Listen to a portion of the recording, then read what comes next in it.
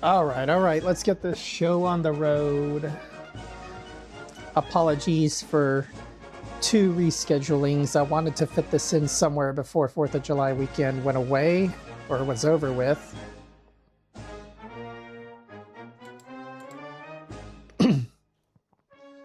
I feel a little bit bad for blocking Michael Dukakis' face, so hold on just 1 second here.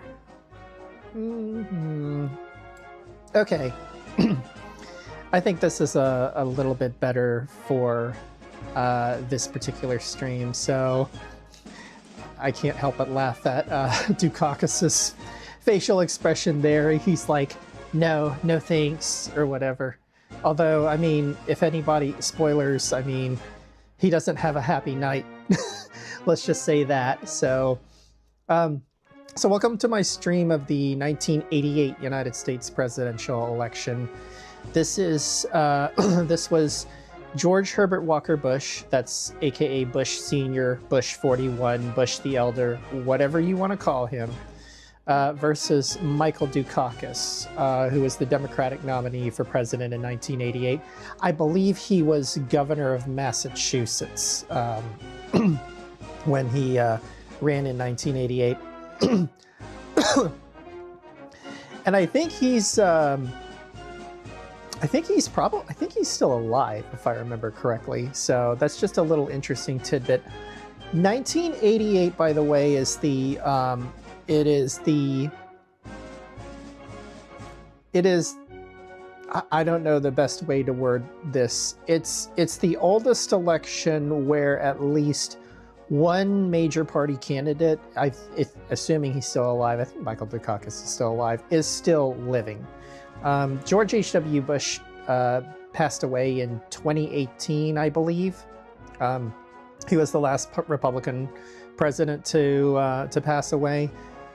Jimmy Carter passed away, I think, a year and a half ago, right after Christmas in 2024, and lived to be 100. But before he passed away, George Bush, who was born the same year, I believe, 1924, and was our last World War II veteran president, he lived to, I think, 93 or 94. He was the oldest lived president before he passed away in 2018. So George H.W. Bush was Ronald Reagan's vice president for all 8 years. So just to set the stage for what 1988 was like, throughout most of the 1980s under the Reagan presidency, America kind of fundamentally shifted. Culturally, politically, economically, you name it. We were kind of in the Reagan era. The economy was kind of growing red hot. The end of the Cold War was almost in sight. It would actually end under George Bush's presidency, although a lot of people would give Ronald Reagan credit for the defense buildup. I suppose if you want to go with that narrative. So Bush in this election was kind of very much, he ran as a third term of Reagan because Reagan was really popular his last couple of years in office. After the whole Iran-Contra affair kind of washed over in 87 and 88, his last years in office were kind of like, okay, everything's good except for, there was, I think, the Black Monday crisis, which was the last time, or it was the first time the stock market had crashed up to this point, but it recovered within a week. And there was also the savings and loan crisis, I believe. Was that under Reagan or Bush? I don't remember, but it was in the late 80s. But other than those two kind of blips, everything was kind of like, I guess, what you'd call on cruise control in the late 1980s. And with Reagan's popularity pretty high, George H.W. Bush ran for president kind of as Reagan's third term. Whenever somebody tries to run as a third term of a sitting president because they're a vice president or they're a senator or something, it's usually because they're a vice president. There's usually a little bit of a conflict, even when the soon-to-be outgoing president's approval rating is sky high. People who run for president have egos. And so there's always kind of a conflict between do I run as the third term of the guy I served under, or do I, quote unquote, make myself my own man, my own president or whatever, that I'm unique from that person?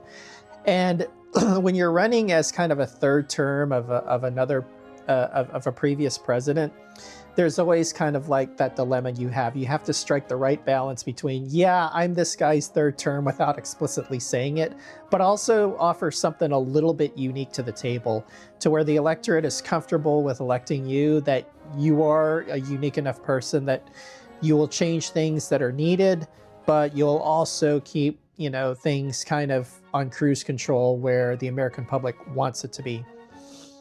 And that's why it's so hard throughout American history for one party to hold the White House for more than 8 years at a time, or 2 terms, especially without a president like resigning or dying in office or whatever, which was the case in a lot of other cases where, for instance, Republicans held the White House for 8 straight years, or Democrats did, because in like 1960. The Democrats held the White House for 8 years. Kennedy got elected, then was assassinated, and then Johnson took over, and then he got reelected in 64. But then if you look at 1968, Richard Nixon got elected, and then he got reelected in 72, but then had to resign, and Gerald Ford served the rest of his term. And so 8 years after Nixon's first election, Jimmy Carter got in for 1 term.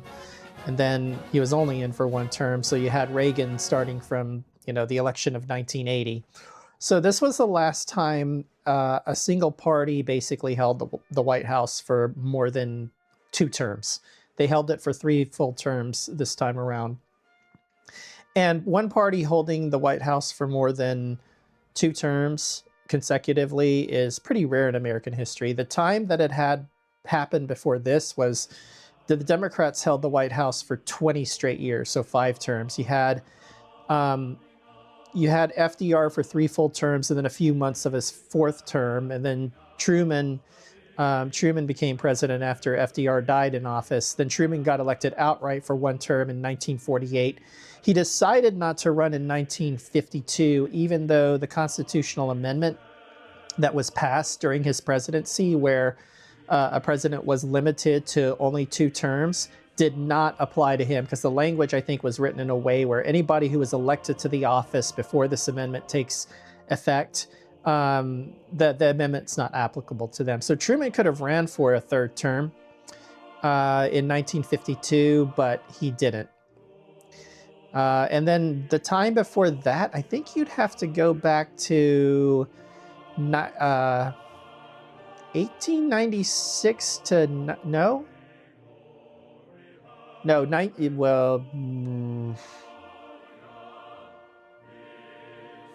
I think it would have been 1900 and 1912. That would have been McKinley, Theodore Roosevelt, and Taft. And then Woodrow Wilson got elected in 1912. I forget if McKinley's first term was 1896 or 1900, because I know before him was Grover Cleveland, and I think it would have been McKinley before that, because I think Grover Cleveland was elected in 1884 and 1892, because I think Benjamin Harrison was elected in 1888. He was the last president to serve non-consecutive terms, Grover Cleveland. So, yeah.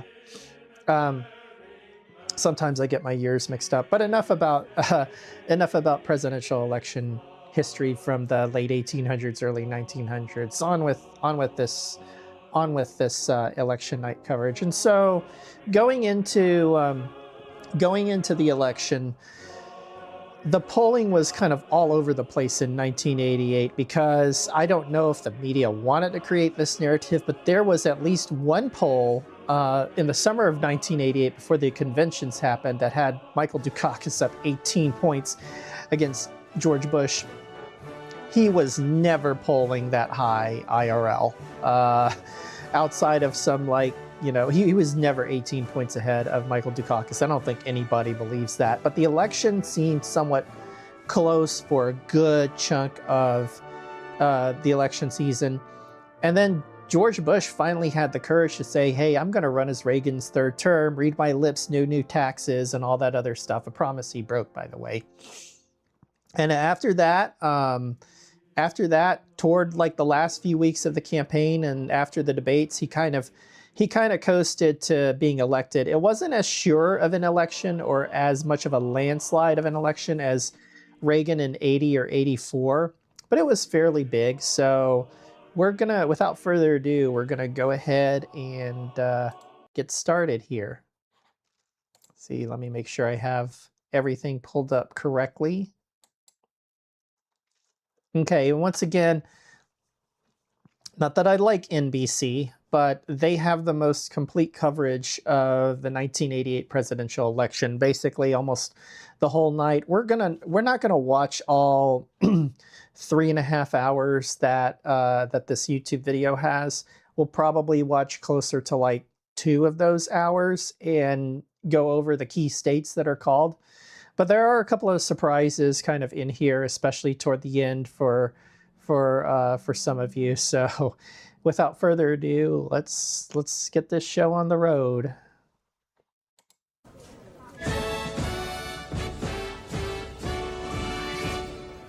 From NBC News Election Headquarters, this is Election Night 88, reported by Tom Brokaw, NBC News, with John Chancellor, Connie Chung, and Garrick Utley.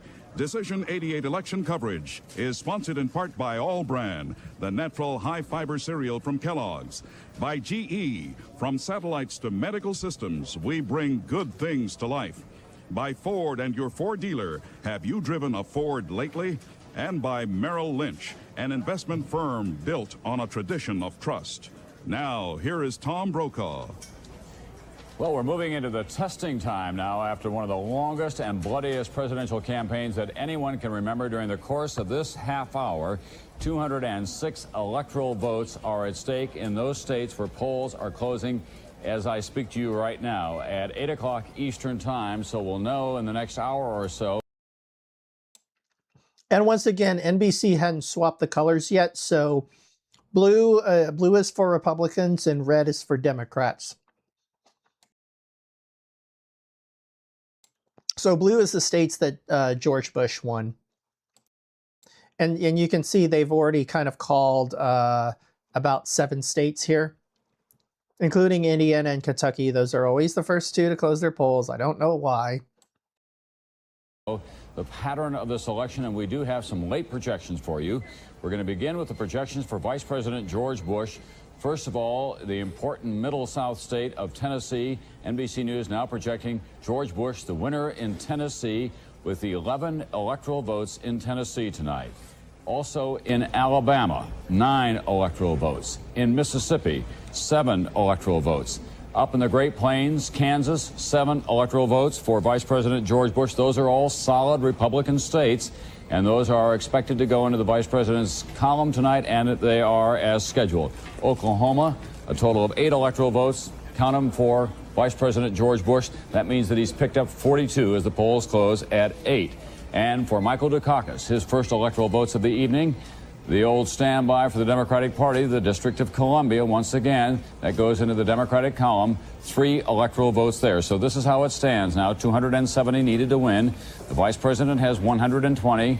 Michael Dukakis, the governor of Massachusetts, just 3. And the popular vote is now up to 3%, still an 16-point spread between Bush and Dukakis on that count. And NBC's Garrick Utley, who's keeping track of the Senate and congressional races, tells me now that one of the most hotly contested of these Senate races has been settled according to our projections, Garrick. And perhaps a very significant one, too, Tom. It's in the state of New Jersey, and we can now project a winner there. It is the Democratic incumbent Frank Lautenberg in New Jersey. We project that he has defeated Pete Dawkins, the Republican candidate. Lautenberg going back to a second term in the Senate. What is important in New Jersey was that the Republicans thought they had a real shot at taking away a Democratic seat. Pete Dawkins, former Heisman Trophy winner, youngest general in the U.S. Army, Vietnam veteran, a golden boy if there ever was one, but he failed. He did not beat Frank Lautenberg, although Bush and Reagan campaigned for Pete Dawkins in New Jersey. That may be significant, Tom, or it may also be because of the fact that the voters of New Jersey have not defeated an incumbent senator in 46 years. Well, after all, Pete Dawkins is a young man. He's only 50 years of age. He still has those impressive credentials. He still has a lot of time ahead of him, and he's very interested in public service. So I suspect that we'll be hearing from him in one capacity or another. Whether he'll run for elective office is quite another question. John Chancellor, what about the economy in the course? Okay, so here's something I want to point out. If you watched my 1980 election stream, you kind of know that all the states in blue were already called before, I think, 8 o'clock on the East Coast. And then there was like a deluge of states in the North that were called, like New Jersey, Pennsylvania, Michigan, Illinois. And that pretty much and Texas too, by the way. And that almost got Ronald Reagan to 270, and then it was called like 15 minutes later. That's not the case here. Notice George Bush doesn't have nearly enough, isn't close to 270, even though like it's going to take longer in this election night to call a lot of those industrial states in the Northeast and Midwest compared to 1980 and 1984 when Reagan basically swept them all. Of this campaign. I think it's very important, Tom. If you take a state, you've just projected Mississippi in the Bush column. When we asked the voters, have you benefited from Reagan economic policies in Mississippi, 50% said yes, they had benefited. Only 39% said no. But think of a state like Pennsylvania, which is a state we have not been able to project. 47% of the people we polled in Pennsylvania said they hadn't benefited. The same thing it comes out about optimism and pessimism on the economy. When we asked voters in Mississippi, do you think the economy will get better next year? 44% said yes. Bush took that state. Pennsylvania, the toss-up state, when we put that question on the future of the economy to them, only 26% said they thought the economy would get better, and that state could, we don't know, and we're not hinting, could go to Dukakis. So these pocketbook issues, Tom, as you say, are very important, and they're what's partially driving this election tonight. John Chancellor, someone who's watching all of this with extra care tonight is former President Gerald Ford.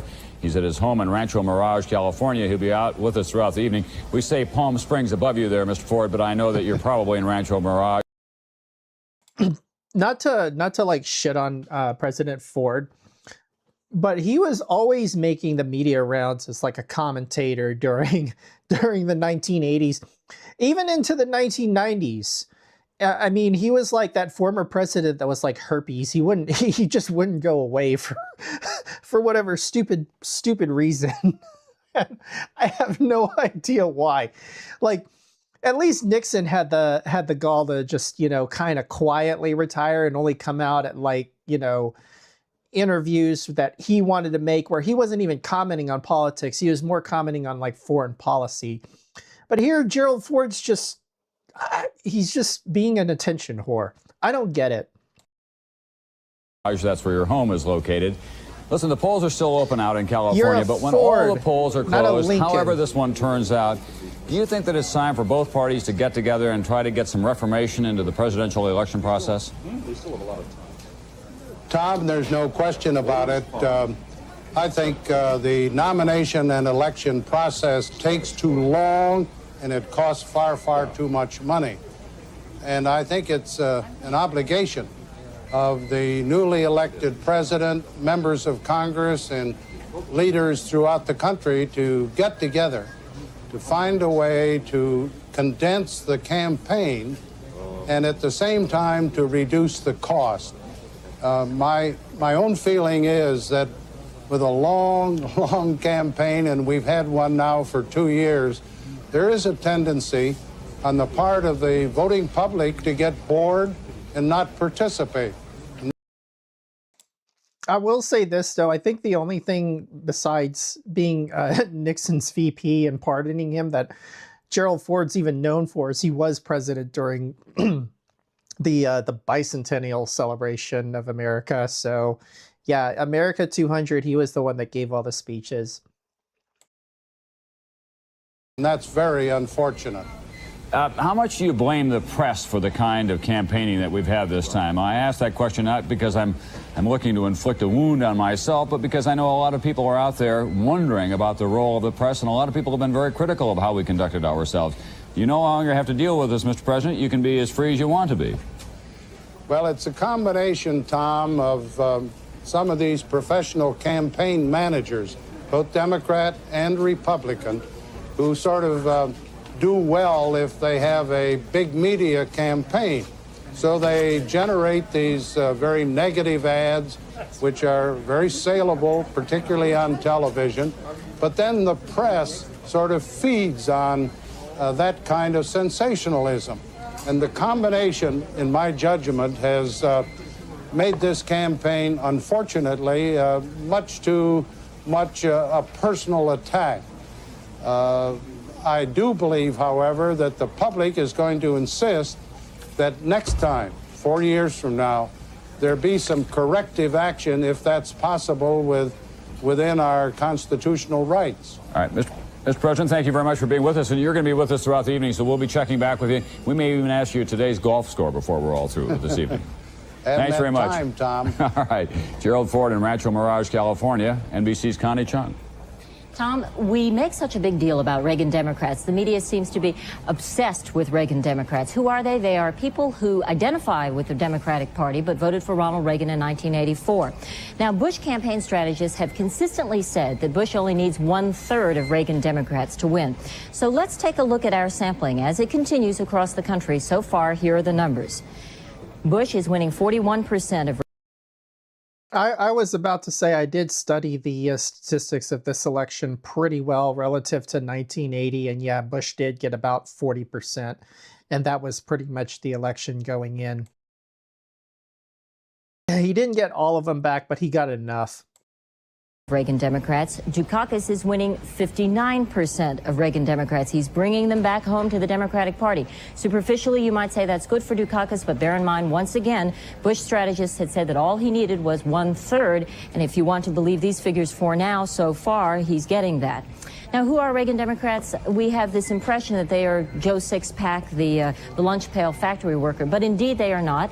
They are white collar, they can be blue collar, they can be professional, managerial, and more importantly, Reagan Democrats is probably a new phrase for an old person who has been around for a long time. If you go back and look in history, you'll see that a lot of Southern conservative Democrats have been voting. They've been straying away from the Democratic Party for quite some time. They can also be Catholics in the Northeast. Now, Ken Bodie talked with a lot of voters. And so I want to comment on that. 1988 was kind of the first election that was a bit of a test. Would Southern Democrats go back to voting Democrat in presidential and congressional and Senate elections? And the answer to this, 1988 was kind of the first year, at least in presidential elections, where the answer was no. They stuck with Bush, and Bush did very well in all the southern states. I think incumbent Democratic senators in southern states did get reelected, and so did a lot of long-term congressmen. But 1988, kind of after the 1980s, was the first election where, unless you were an incumbent Democrat, your reelection in the southern states was no longer guaranteed. The Midwestern and Northeastern states, it was still kind of more up for grabs. Those traditional historic Democratic working class voters were a little bit more elastic than Southern Democrats were. And to this day, they still are, by the way. In Akron, Ohio, about this specific subject, and here's his Precinct Express report. Connie, I'm in Akron, Ohio, outside the King Elementary School. I'm with Mike Petrus, who tells me that you voted for Reagan last time. Yes. And who did you vote for today? Dukakis. I didn't care for the Republicans' ticket of Bush and Quayle. The idea scares the hell out of me one heartbeat away, and that possibility is always there. 7 precincts vote at this school. It's a white-collar crowd, lots of professionals, a mix of Republicans and Democrats, and they tended to split their votes. They also voted on issues. Marianne Walter is a Democrat who voted for Bush. And Democratic was pro-choice. Right. Right, and I'm not pro-choice, I'm against abortion. My inspiration for voting for Michael Dukakis has to do with the Supreme Court, and it's a vote against Bush. I voted because I believe in what he stands for, and also because I don't believe in the polls that tell the people that the race is already over before the vote has even taken place. Francis Gardner, age 81, is a registered Democrat who voted twice for Reagan and today for Bush. Why? Democrats from here are too liberal, in my estimation. Too liberal. From Akron, Ohio County, back to you. All right, thank you. And so you can kind of see like 1988 is really the first election where you get kind of the same themes that exist to this very day in politics, in Republican versus Democrat, liberal versus conservative. 1988 was really that first election at the presidential level that you see that, because in 1980 and 1984, Reagan just totally almost totally realigned the electorate, had a paradigm shift. So that's why I say even today, even there's some argument that can be made Obama was a transformational president. I don't think enough time has passed. We're still kind of living in the Reagan era, although it's slowly starting to go away, and we won't know until, hindsight being 2020, probably for another 10, 15 years. Thank you, Ken. We'll be talking about liberal conservative later on. Even though you'll be talking, as we all have been, about polls, a lot of people were very unhappy with polls during the course of this year, of course. In fact, it started a joke around here. How many pollsters does it take to screw in a light bulb? 2, plus or minus 4. We'll be back after this. Tom Brokaw always said good jokes.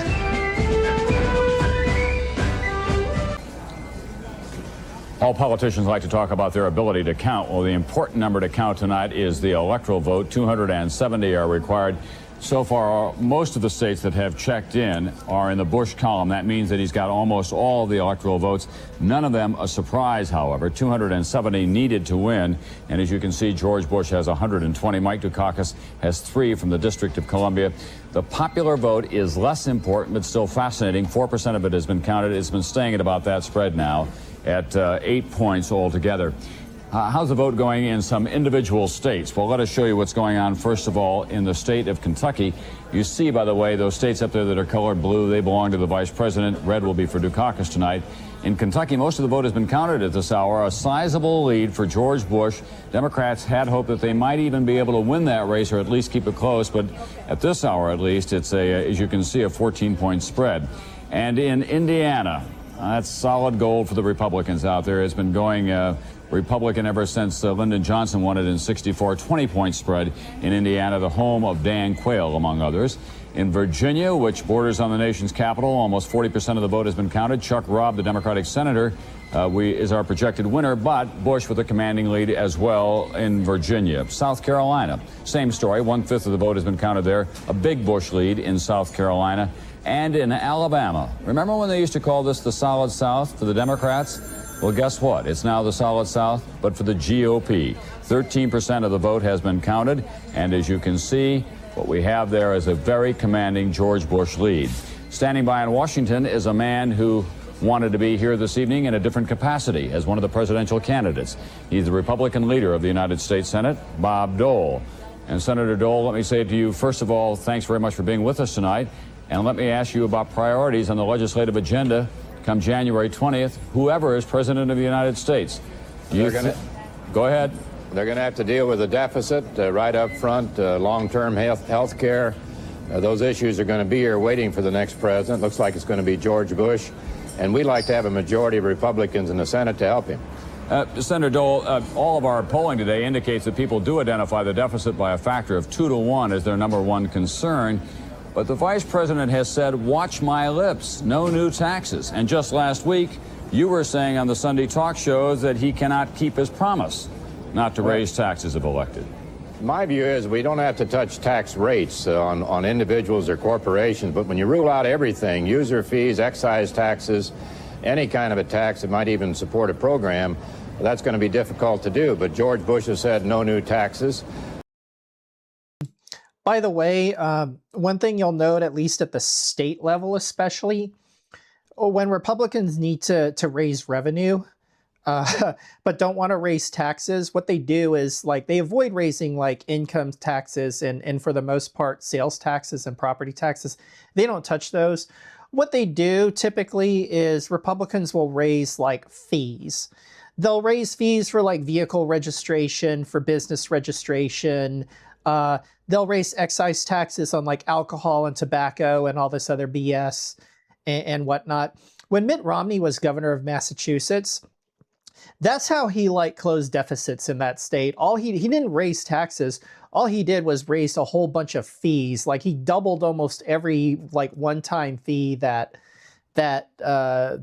was charged by the state in order to close, in order to close the gap. That way he could claim, yeah, I cut the deficit without raising taxes. So it's all smoke and mirrors, really.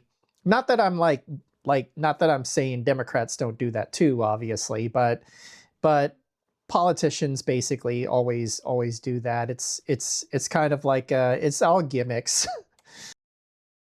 I'll be willing to help him in that effort, and we'll see what the Democrats have to say. What happens when that National Economic Commission checks in with your friend Bob Strauss and Drew Lewis from the Republican side and said, listen, you're going to have to do something about those user fees? Bush has already said those guys don't count. Well, I know he took, that was brought up in the New Hampshire race. I supported the Economic Commission. Bush did not. All right, Senator, of those western states, including Montana, and you do have an opportunity to vote. We will not be projecting any of those races until the polls have closed in those states. Here's Garrick Utley. Garrick?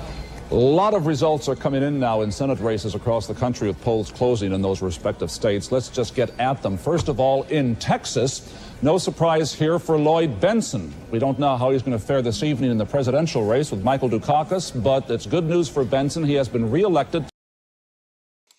So Lloyd Bentsen was, I think, the Secretary of the Treasury under Bill Clinton, I believe. Don't quote me on that, though. I just remember seeing his signature on U.S. currency on dollar bills in the 1990s. And yes, this was still the era when Democrats could win a statewide election in Texas. To his fourth term as Democratic senator from Texas. It's possible in that state to run both as a vice presidential candidate and as a Senate candidate. Lyndon Johnson did it back in 1960. Of course, Johnson won the vice presidency, but Bentsen is secure in the knowledge he has a Senate seat, and he will continue in the powerful position of chairman of the Finance Committee. By the way, Joe Lieberman did the same thing in 2000. He ran for the Senate in Connecticut, and he was the incumbent senator. Even though him and Al Gore lost, he still remained in the Senate because of that. In Pennsylvania, we can now make a projection. John Heinz, the Republican incumbent, will be returning to the United States Senate. Moving on to Maryland, a Democratic victory there. It's a grand night for the incumbents. Paul Sarbanes, the Democratic senator from Maryland, defeated Alan Keyes, a conservative Republican, a black, intellectual, very articulate candidate. Ronald Reagan Campaign Forum, but Sarbanes won and is being returned to the U.S. Senate. In Tennessee, another incumbent enjoys victory tonight. He is Jim Sasser, going back to the Senate for his third term. Democrat no real problem the there. South going on to Missouri. Same story for John Danforth, the Republican, the heir to the Ralston-Purina fortune, a very active member of the Senate in trade questions. He ran an advertisement in his campaign in Missouri saying that he was the most feared American in Japan. That may have helped him in Missouri. In Massachusetts, no surprise at all. I think the last bits of anti-Japanese sentiment were kind of on their way out in this era, but it's weird that he won on that. Edward Kennedy reelected. William Roth of Delaware is now up there as a projected winner in the Senate in Delaware, defeating S.B. Wu, the lieutenant governor of that state. One election that we're watching very closely tonight is in Minnesota, where the incumbent Dave Durenberger is facing a very severe challenge from a famous name in American politics, Hubert Humphrey III. And Ann Rubenstein is standing by there. Ann? Good evening, Garrick from Minnesota. As you said, this race is between two well-known people in Minnesota, Republican incumbent Dave Durenberger, a 10-year veteran of the United States Senate, and a name that carries tremendous historical significance here. Hubert Humphrey III, the son of the late senator from Minnesota and vice president, of course, known around here as Skip Humphrey, who serves as the state's attorney general. Throughout this campaign, Durenberger has enjoyed a lead in the polls, sometimes ranging from 10 points to 20 points. Voter turnout today in this Minnesota chill to day, a beautiful day across the state weather-wise. Voter turnout was heavy. That should favor Humphrey. Voter turnout may be up to 70%, which would be above what it was in 1984. So that will have a factor in this race as well. We don't have any numbers to report to you yet. We'll be watching this throughout the evening in Minnesota. Back to you, Garrick. Thank you very much, Ann. And going on with some of the projections we're able to make this evening at this hour from Senate races, most of them in the eastern part of the country. We mentioned a moment ago that Edward Kennedy has been projected the winner in the state of Massachusetts. That's Kennedy there. Of course, there's no question of his victory. Moving on to Maine, George Mitchell, the Democratic incumbent, is projected as the re-elected senator. He is in line for the majority leadership position in the Democratic senator. He wants to have that position. In Delaware, William Roth, we already mentioned. And finally, in Michigan, Don Regal, the Democratic incumbent, going back to the United States Senate. No trouble with Regal's victory there. I would only note, Tom, that in that race, his opponent, Jim Dunn, actually sued his own party.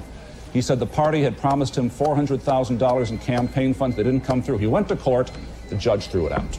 He didn't give them the $400,000? No, didn't get a penny. They get a lot more people back in politics if they think they can win those kind of suits.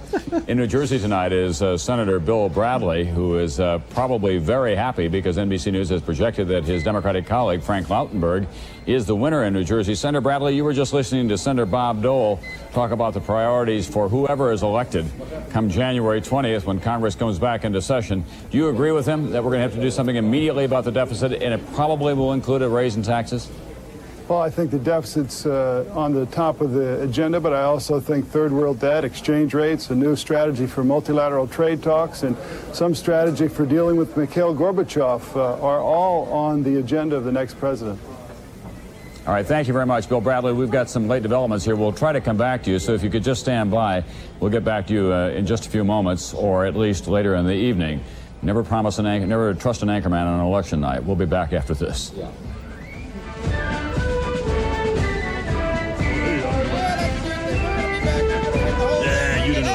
Come on, this one. Oh, yeah, well, here we go. Yeah, the election ought to be really good. I'm doing what you I take it back. You can trust an anchorman. We are back, and we'll tell you now what the electoral vote is. 270 required to win tonight. All of those states that you see in our map are in blue. For George Bush, he has 120 electoral votes. Mike Dukakis gets 3 from the District of Columbia. And that means in the popular vote now that we've got 5% of it counted. As you can see, the spread now is about 14 points altogether. We'll be back after this. This is the NBC Television Network.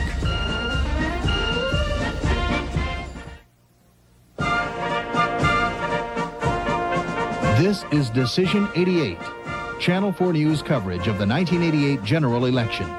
Brought to you in part by Sprint's Furniture and by Cumberland Hall.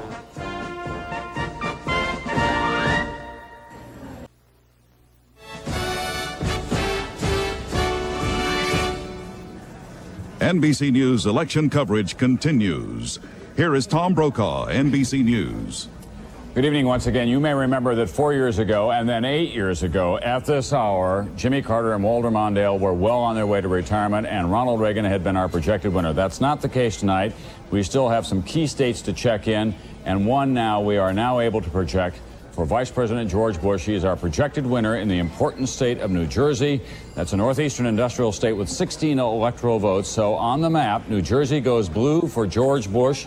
As the Dukakis states come in, they'll be colored red. Also, down south, not a surprise here, the projected winner in North Carolina is George Bush with 13 electoral votes. What does that mean in terms of the total at this hour after we see North Carolina fill in with the rest of the South in blue, the color of Dan Quayle's eyes? And now we have a late projection that was not surprising at all. This was fully expected. Texas, George Bush, the winner in Texas, 29 big electoral votes. Earlier tonight, Lloyd Bentsen said we've got a shot. Well, they didn't have at all. That is one of the home states, of course, of Vice President George Bush. And that means that the electoral vote total for him now is getting to be... They advertised George Bush as having like multiple home states because I think he had that... He also had Kennebunkport up in Maine, his estate up there, I think. And there was some kind of controversy about, not controversy, but there was some doubt about they were more sure Bush was actually going to win Maine than Texas in this election, and so, but Bush wound up winning both states, I think. So, and interestingly enough, like 1988, as you can see, this was the last election that New Jersey voted for the Republican candidate for president. There will be several more states like this, by the way, including a big one. An impressive number, 178. He's less than 100 away from the magic number. 7% of the popular vote has been counted, 57 to 43. A reminder, polls still are open in much of the country. We will not be projecting any of these states until the polls have been closed, but it is conceivable that one of these two men can win enough electoral votes in the South, the East, and the Midwest before all of the polls have been closed in the West, and therefore, no matter what happens out West, if that scenario proves to be the case, that person will be the 41st president-elect of the United States. Someone who's standing by watching, no doubt, with a good deal of happiness that last projection is John Tower, the former senator from the state of Texas, who helped build the modern Republican Party down there. And if his friend George Bush is elected president of the United States tonight, there's a fair amount of speculation that Senator Tower will be the new Secretary of Defense. In any event, I know that it's a subject of great interest to you, Senator Tower. Let me read you some poll numbers from our Election Day poll of voters. Almost all of them said that they think that defense spending in this country should be decreased or stay the same. Only 14% want it to go up. Will it have to go up in your judgment in the next 4 years? I think we ought to look at it this way, that a majority of the American people feel that we should spend as much as is necessary to at least stay abreast of, if not be superior to, Soviet military power. However, due to all of the procurement problems that we've had lately and all of the charges and incidences of so-called waste, fraud, and abuse, the national consensus for high defense spending has gone down. I think that consensus can be restored once we get a handle on some of the problems with our procurement policies and our procurement procedures. I presume.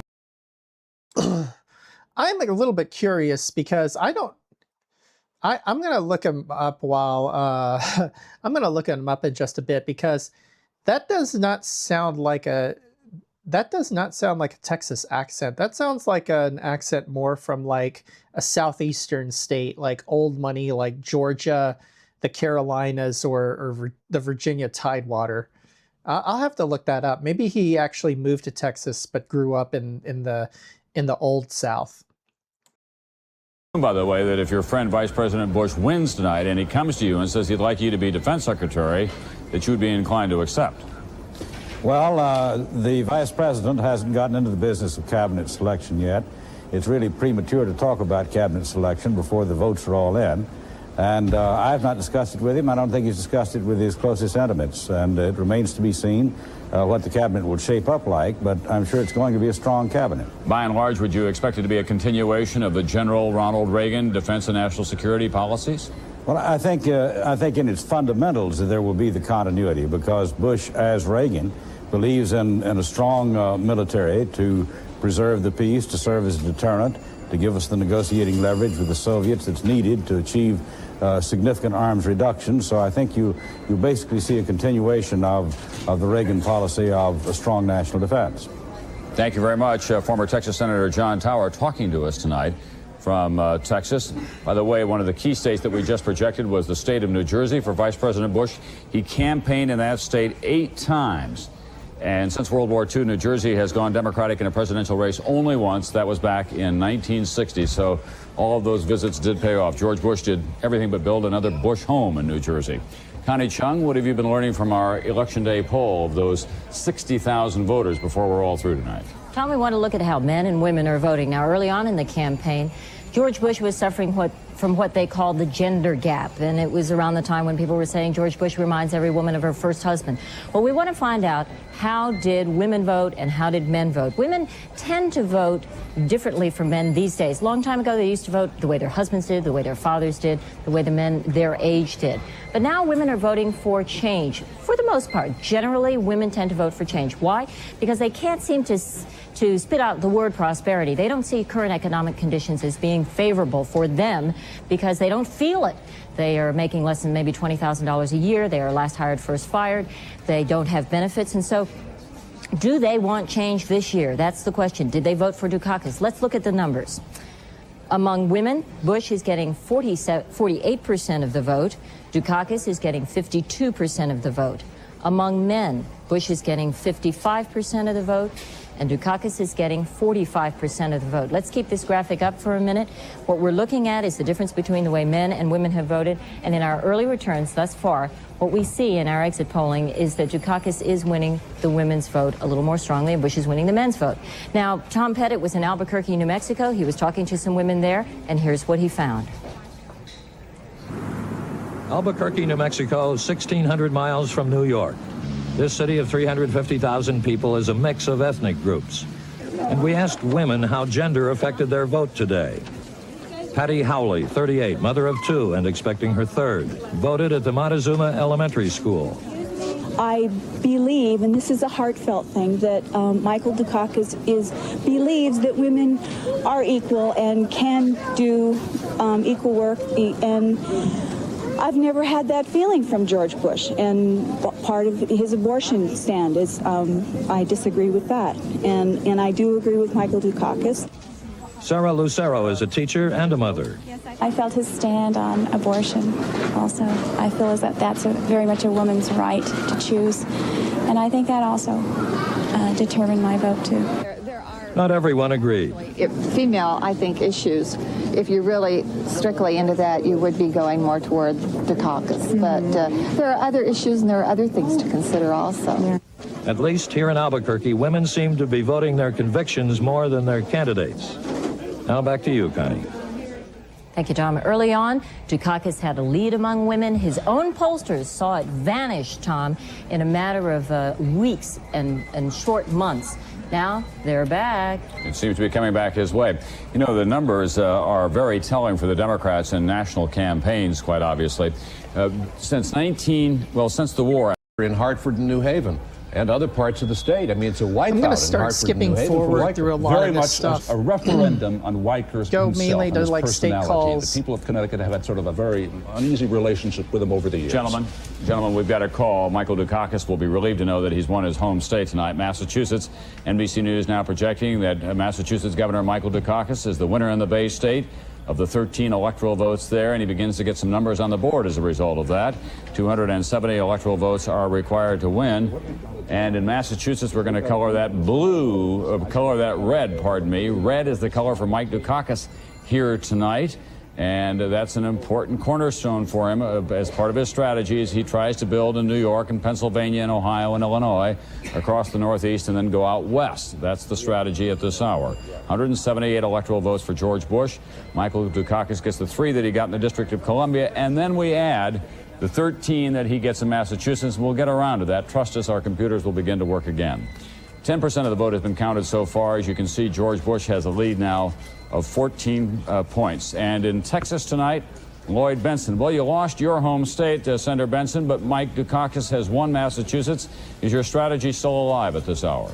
Oh, of course it's still alive. Tom, I'm not sure we've lost our home state. The one thing that the pollsters never are able to predict is when you get an extraordinarily large turnout. And we finally did, and I think we're straightening that record. Thank you very much, Senator Lloyd Benson of Texas. Whatever happens tonight, Senator Benson is expected to return to the U.S. Senate. In Texas, it's the LBJ law. You can run for vice president and for the U.S. Senate at the same time. Benson is doing just that. We'll be back after this word.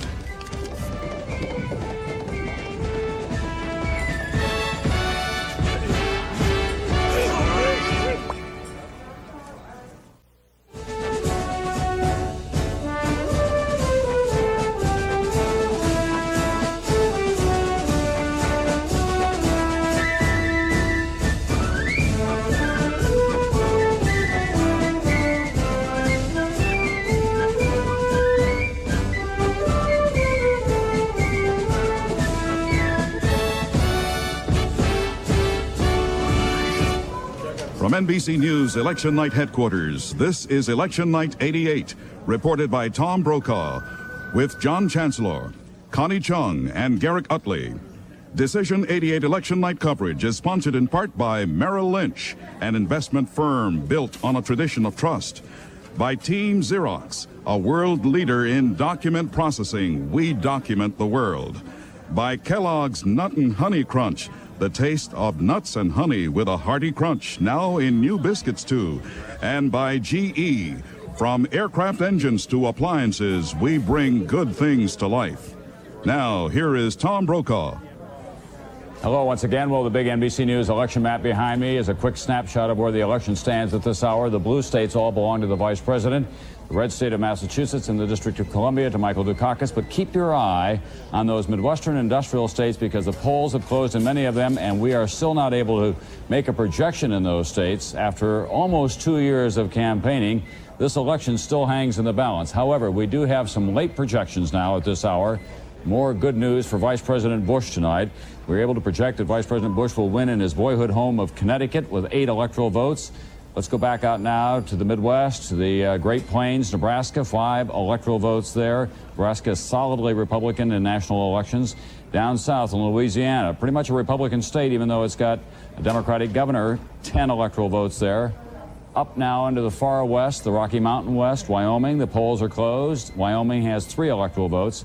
And the home of Barry Goldwater, Arizona. No surprise here. That goes into the Bush column. All of those states colored blue for Vice President Bush.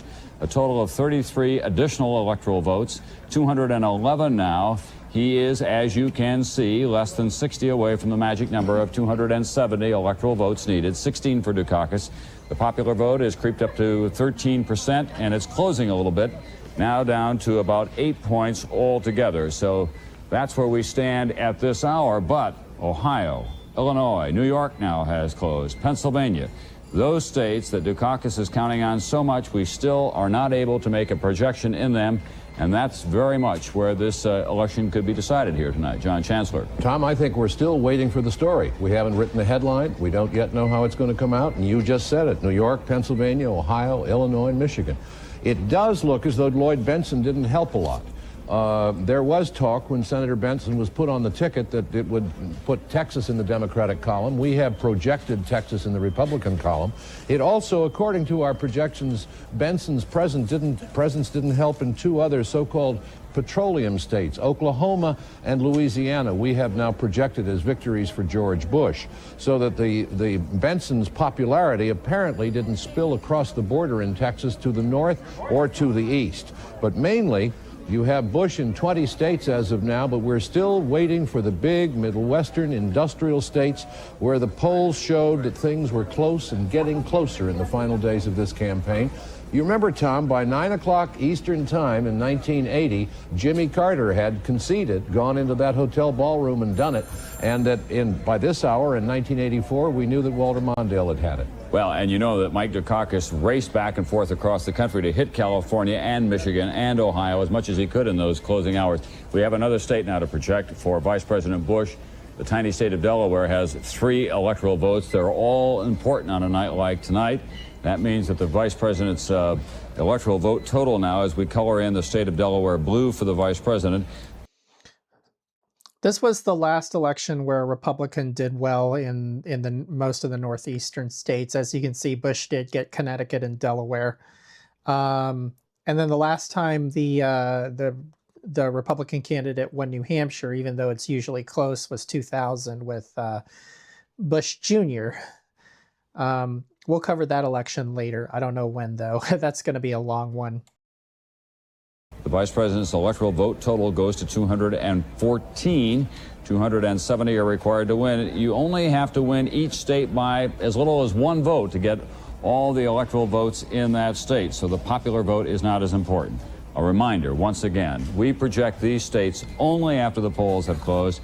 We want to remind you as well that polls still are open, but the popular vote in some of the getting the deficit back in line.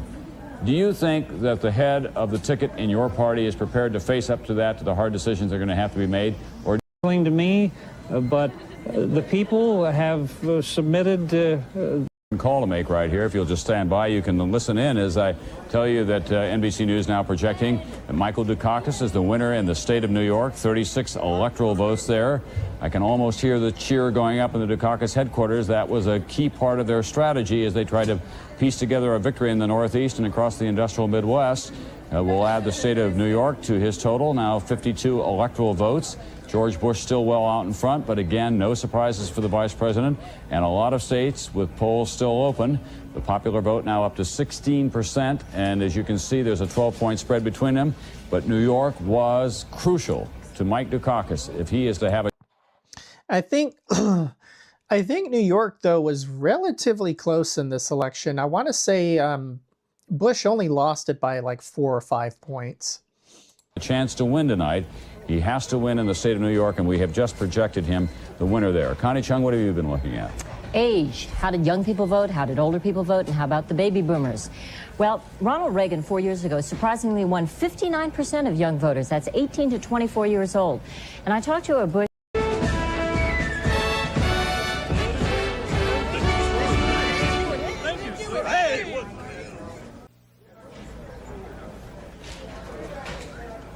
We're back. I was just checking my watch and the list of states in which the polls are still open, and there are still a lot of them, some including in the Midwest and in the Rocky Mountain West as well.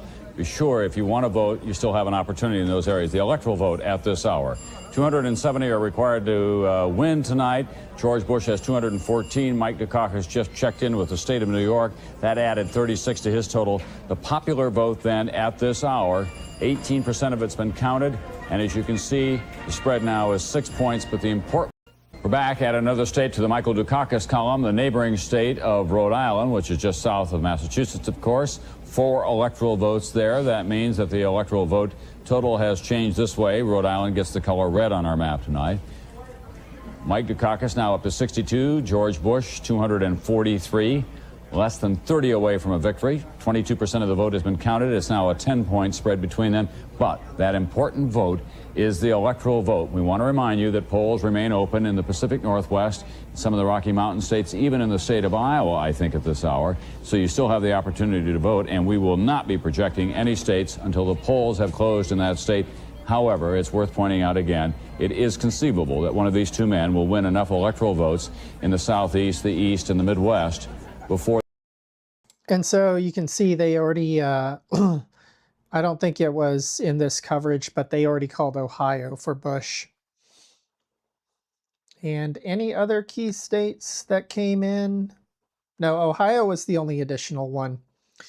I think that pretty much, when they called Ohio for Bush, that kind of ruined Dukakis' chances of getting 270.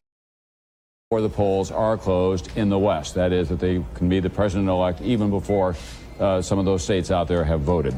There are some very close contests still going on in those states that have not been shaded in that you see behind me. Let's begin with the state of Illinois, where 14% of the vote now has been counted.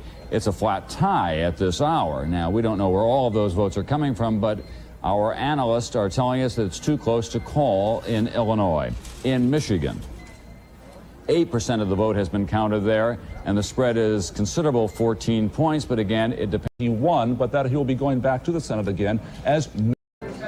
Well, Tom, it's interesting. Here in the World Trade Center, in the room where they're going to celebrate the, quote, victory party, they had a rock band. Now comedian Al Franken is telling jokes, and the crowd seems happy. But when you talk to the guys in the back room, the guys who have to count up the votes, that air of defiant optimism that we saw earlier is beginning to fade as they begin to see states that they were counting on, states like Connecticut, going into the Bush column. Now, they say it's still mathematically possible for Dukakis to win, but they realize that politically it is a real political long shot at this point. So I'd have to say that that air of easy optimism has gone. I should tell you one other story. A young woman, an advanced woman who organized a lot of Dukakis events all over the country, came into our NBC workspace a few moments ago, watching the projections, the vote for Bush beginning to mount up, and she started to cry. And I'll tell you, that more than anything else told you that they're beginning to realize here this night is not going their way. Well, it's a long reach for them in the Bush family. We're now able to project still another state for Michael Dukakis. This is the state that has been standing loyal and true by its Democratic candidates. It's the state of Minnesota. We are projecting that the 10 electoral votes in Minnesota will go to the Michael Dukakis column. Oh, it also looks like they called West Virginia for Michael Dukakis. West Virginia was a very Democratic state even back then. Very working class, very union-oriented because of coal miners. So really, West Virginia didn't become a solid red state until the 2000s under George W. Bush. So let's check that total now. He is now up to 72. George Bush has 243. Within reach, as we say, of the 270 required to win. Fully 1/4 of the popular vote has been counted. As you can see, the spread is 10. Minnesota, after all, is the home of Mondale and Hubert Humphrey and Gene McCarthy. And in the last 5 elections, it's only gone Republican 1 time. Most other states in this country have just a reverse pattern of all of that. John Chancellor, what have you been looking at? Defense spending? Defense spending is really striking. Tom, as you recall, in 1981, Reagan's first year in office, 63% initiative. The future of liberalism in Congress, in politics in this nation today, if George Bush wins tonight. Back after this.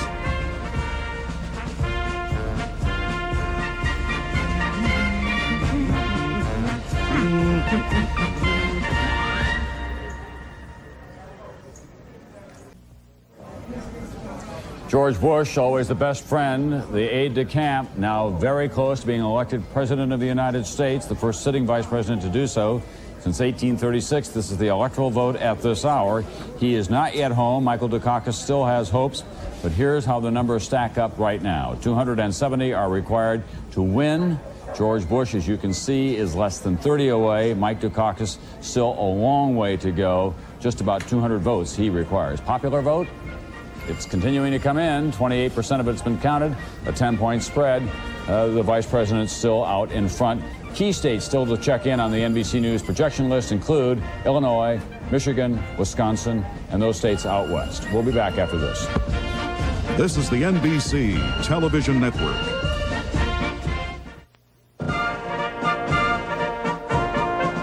This is Decision 88, Channel 4 News coverage of the 1988 general election. Brought to you in part by Cumberland Hall and by Sprint's Furniture.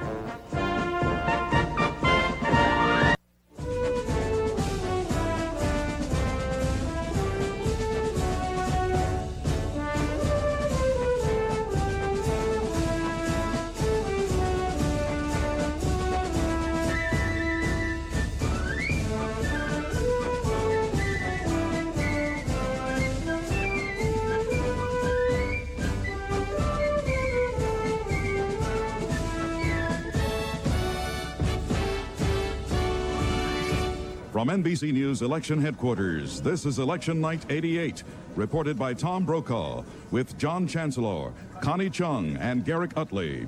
Decision 88 Election Night coverage is sponsored in part by Ford and your Ford dealer. Have you driven a Ford lately? By Merrill Lynch, an investment firm built on a tradition of trust. By GE, from plastics to financial services, we bring good things to life. And by Kellogg's Special K.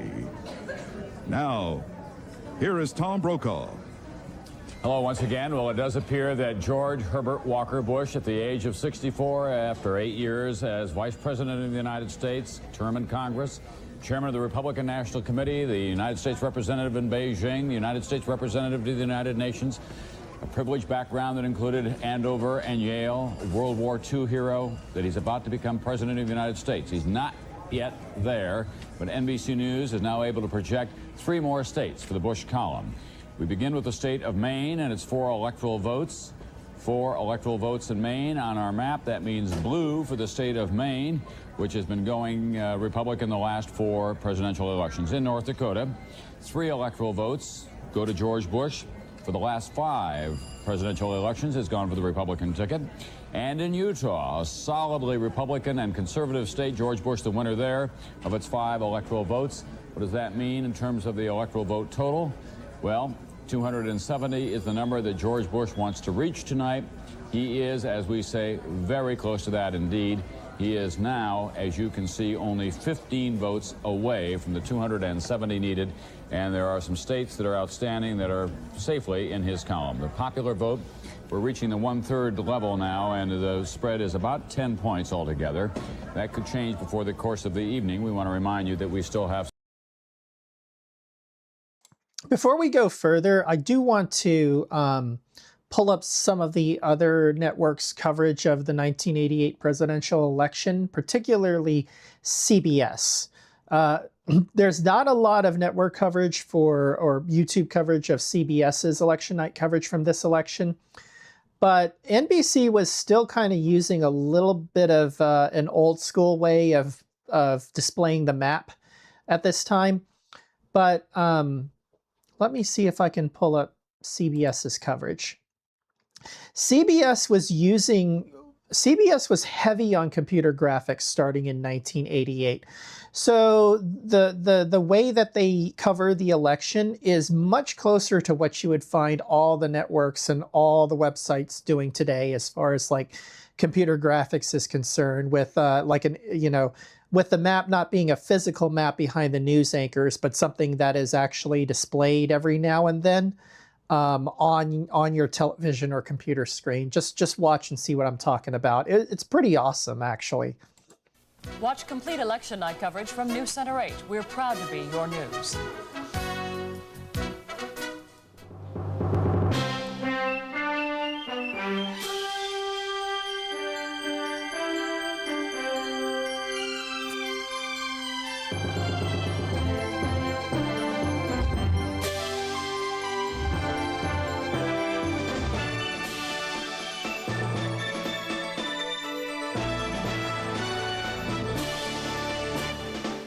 This is CBS News continuing coverage of Campaign 88, Election Night.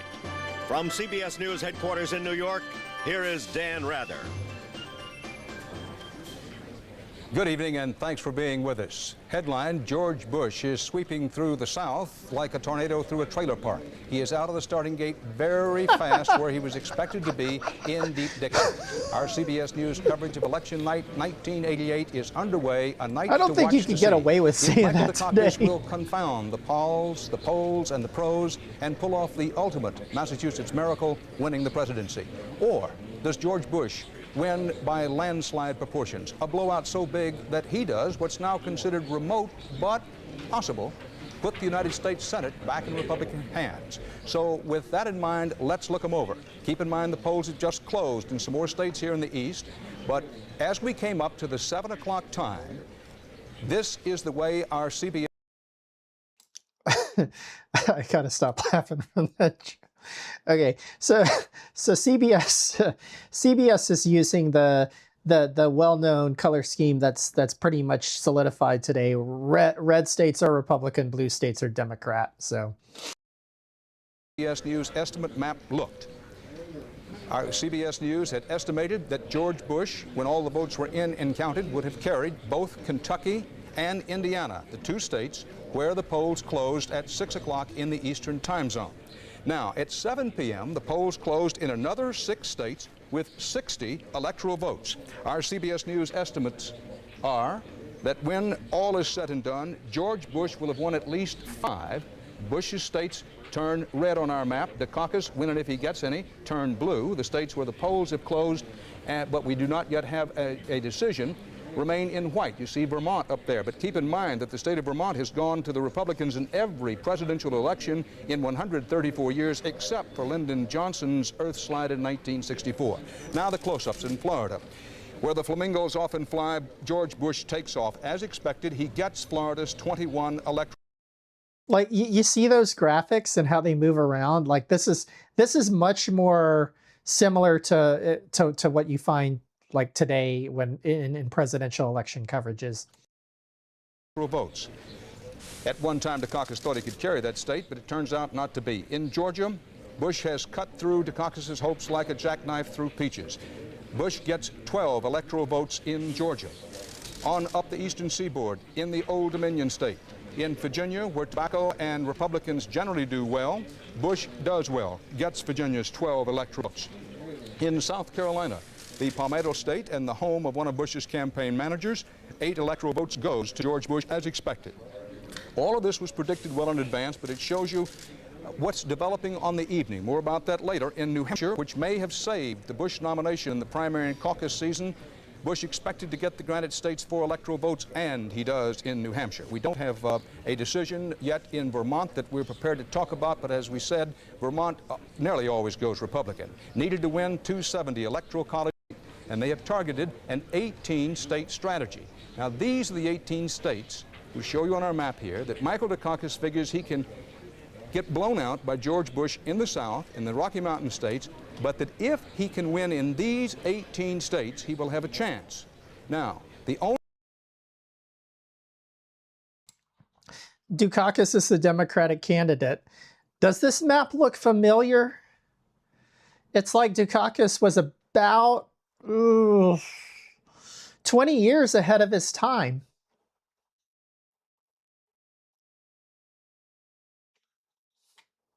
Looks you can start to see where the current red state versus blue state map is going now, can you? Only one of those states that has so far been in our CBS estimates called, well, as a matter of fact, none of them. We were going to say Vermont, but we have not yet called Vermont as yet. So, Bruce Morton, the 18-state strategy for Dukakis, at least right now, just past 7 o'clock in the East, is still alive. Of the 18, what 3 would he consider most critical? He'd consider all 18 most critical, and he has nowhere to go if he starts to lose in those 18 states. And the reason is, you can see in the southern states you just called, what used to be the Democratic South, what lately has been the Republican South, George Bush just sweeping across. So Ronald Reagan got 61% of the white Southern vote against Southerner Jimmy Carter in 1980, 71% against Walter Mondale 4 years ago. Bush is getting 66% of the white Southern vote today against Michael Dukakis.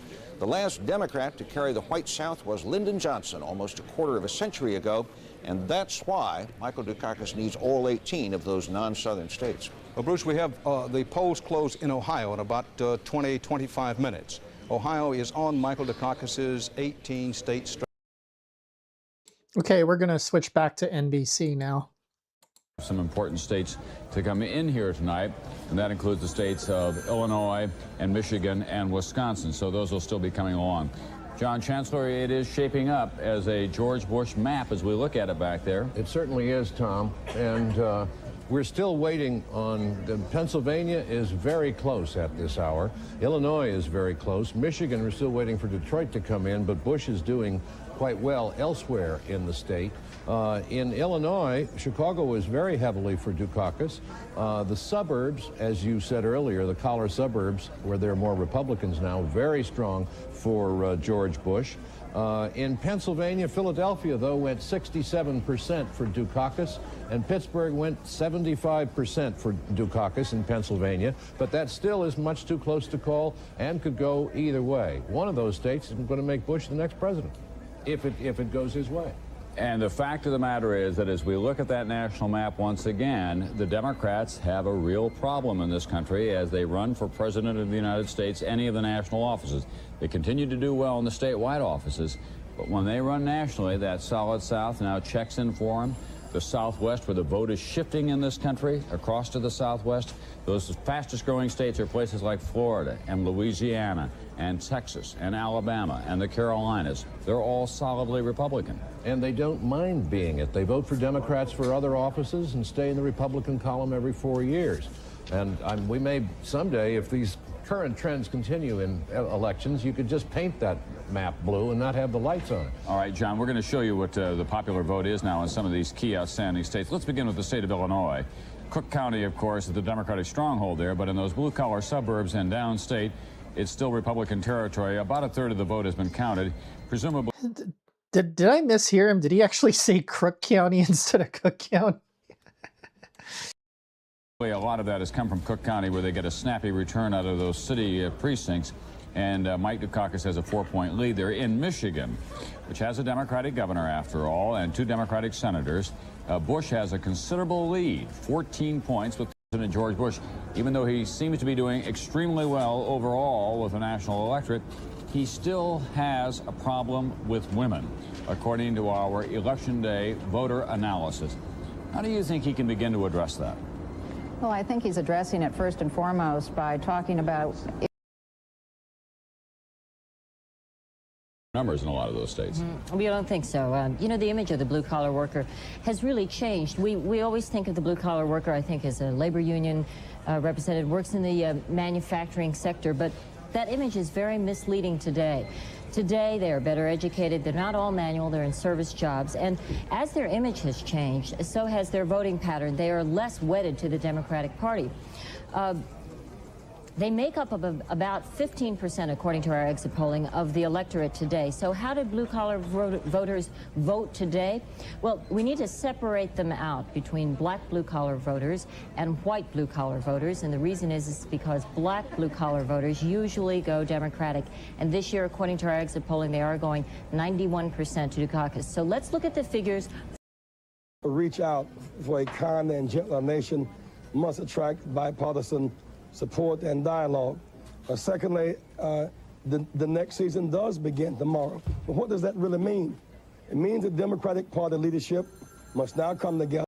Trent Lott, the Republican whip in the House of Representatives, has won the state of Mississippi. This is a Democratic seat captured by the Republicans. Lott, we project, has defeated his Democratic opponent, Congressman Wayne Dowdy. It is important not only because the Republicans pick up their first Democratic seat, but it also shows, unfortunately for Dowdy, the effect of Michael Dukakis. Liberal politics just don't do very well down in Mississippi. Dowdy was worried about the Dukakis impact. He tried to distance himself from Dukakis, but it didn't work. The Republicans have won in Mississippi. We have a very close race we're following.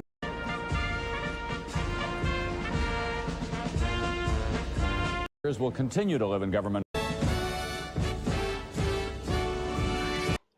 All right, I think this is the call. So NBC News Election Night 88 coverage continues. Here is Tom Brokaw, NBC News.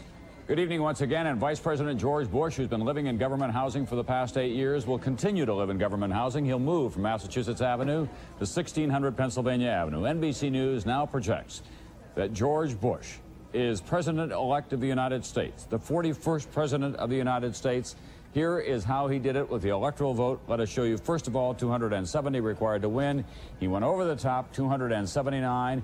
These are the states that he's won tonight. They're all colored in blue on the big NBC News map. As you can see it behind me, we'll flash them on and off. The two crucial states that put him over the top, according to our projections, Michigan and the state of Nevada. And that's the George Bush headquarters in Texas, which is his home state and voting state. And NBC's Lisa Myers is standing by down there. Lisa, it's a triumphant moment indeed for a man who earlier this year, when he lost in Iowa, thought that he may be out of it. He did, and one of the things that the people on his staff like to point out is that this is a victory that belongs to George Bush. And in the Pacific Northwest, polls do remain open. They'll be open for another 20 minutes or so. There are some important races still to be resolved out there. You'll want to cast your vote for the presidential candidate of your choice, and you still have that opportunity to do so. But the fact of the matter is, the Vice President of the United States was able to win a good job at a good wage. He'll be a United States Senator for another 6 years. We'll be back after this.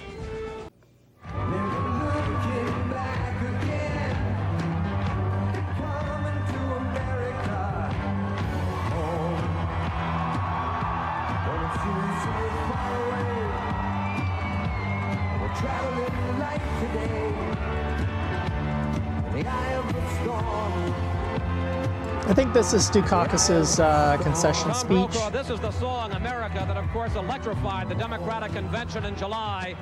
The song that they played as Dukakis walked through the crowd of delegates and up to the stage for his triumphant speech to that convention.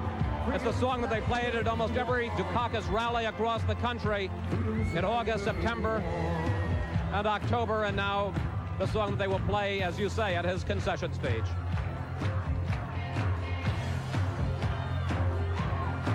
I'm gonna let y'all watch this. I gotta go grab some more coffee, so I'll The very pregnant BRB. woman on the left there is Lisa Dukakis, the wife of the governor's son, John. Her birth date is, due date is around January 20th, 1989.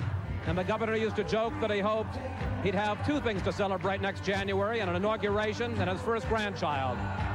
Well, he'll still have one blessed event.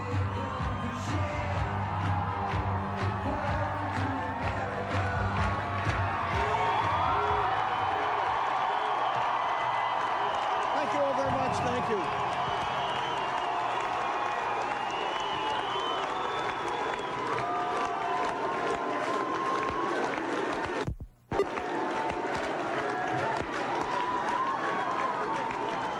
Thank you all very, very much.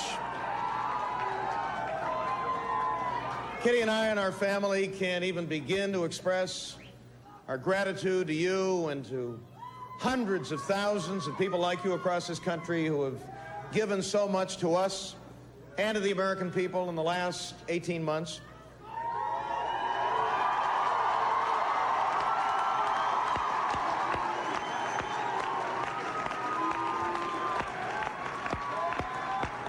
Just a few minutes ago, I called Vice President Bush and congratulated him on his victory.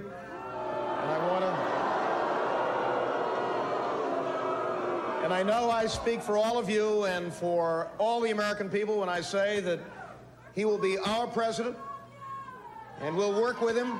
This nation faces major challenges ahead and we must work together. And I extended my best wishes to him and to Mrs. Bush and to the members of the Bush family.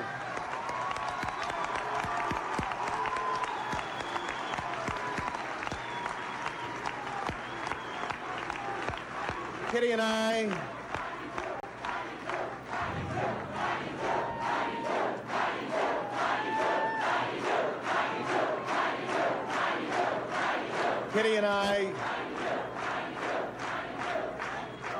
Kitty and I also had a chance to talk to Lloyd and B.A. Benson.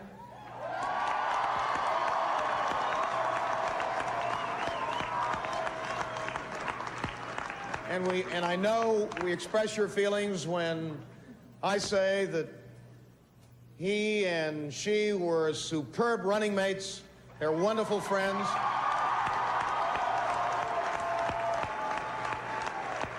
I'm so proud of that choice, and so proud of both of them, and we have formed a friendship which will last as long as we live on this planet. They are two wonderful people, and Lloyd Benson has been one of the great assets of this campaign.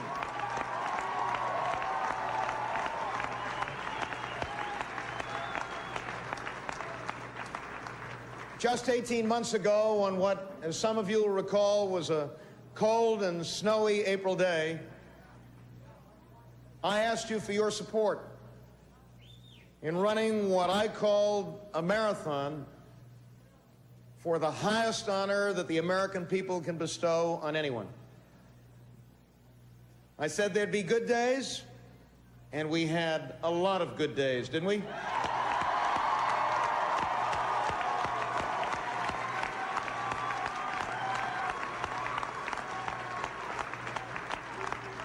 And I said there'd be not so good days, and we had a few of those too. And I talked about another marathon that I had run in April of 1951, when I found myself struggling up a hill or two and people saying to me, "Looking good, Duke, go to it."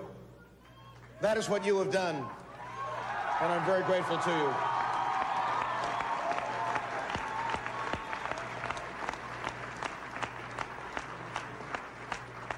We had those good and not so good days. We reached Heartbreak Hill and overcame it. And then we found the strength to make that final kick.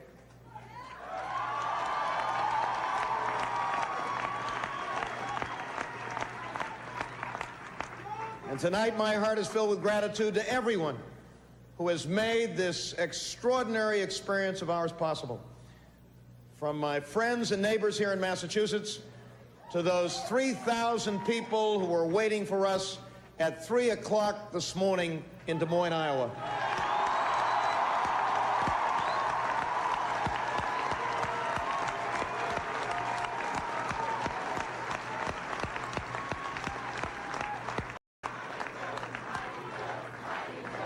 Yada, yada, yada. Okay, let's see.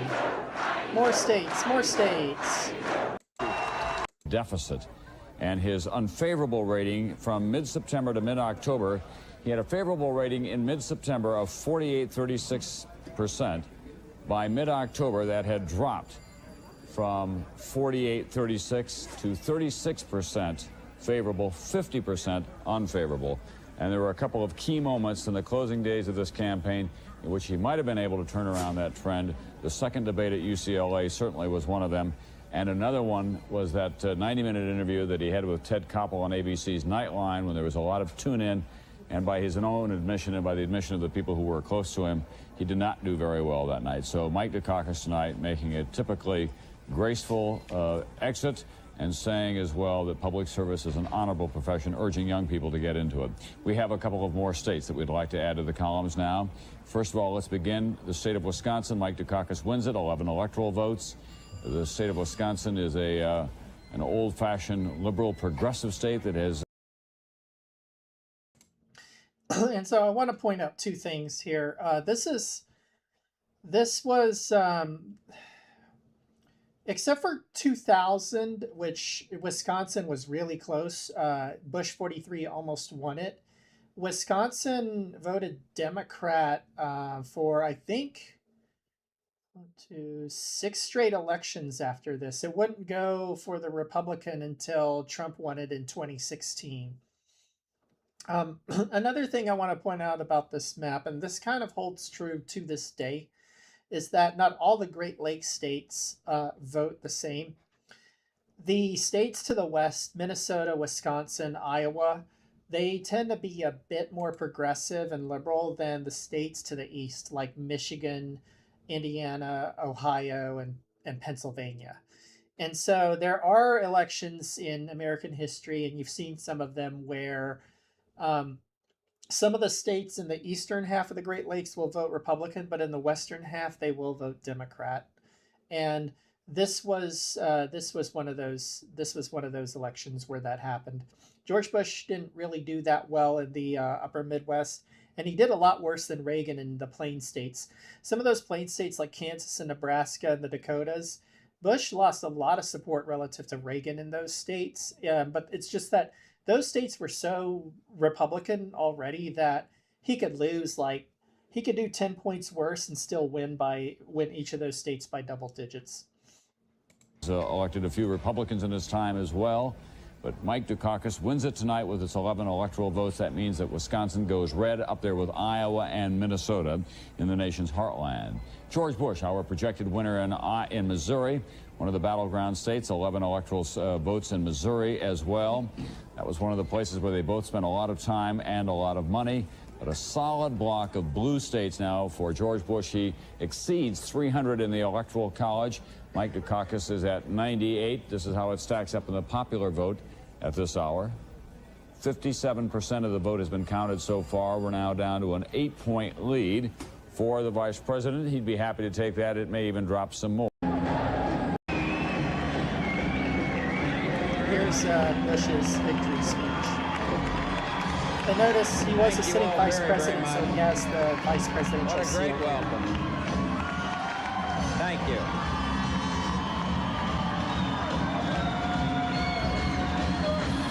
Thank you all very much. Vice President George Bush with his family surrounding him there.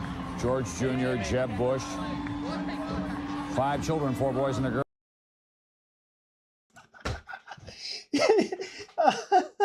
You can see W back there, can you? Bush 43. I wonder if he had quit drinking by then.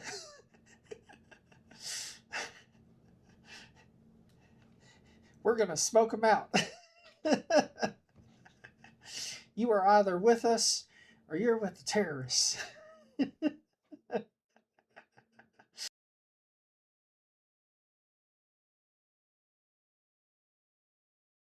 They were all out there in the hustings as we saw them at the National Convention. He ran. I don't know if you can see him, but you can see Jeb Bush also there. I think he's to the right of George W. Bush, if I'm not mistaken. 1980, of course, against Ronald Reagan, lost. Thank you all. 8 years as vice president, and now this night of triumph. Yeah, there he is in the very back. He's the tall one. That's Jeb Bush, I think. Jeb Bush is the yeah, he's the one pointing his finger son. right now. It's his wife directly in front of him in the red dress. Grandchildren surrounding the president-elect. Please clap. Many of them rode on the airplane with him during the course of this campaign. Thank you so much. Thank you. expect that he'll establish his summer White House, not in Texas necessarily, but at Kennebunkport, Maine, which is one of the ancestral homes up there on the scenic Atlantic coast. Thank you all very, very much. Thank you. Thank you.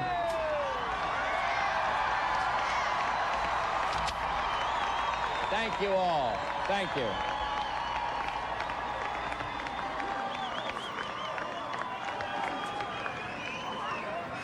First,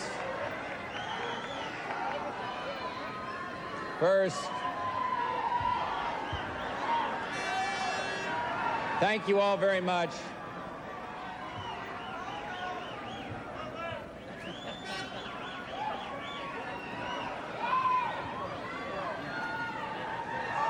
Thank you.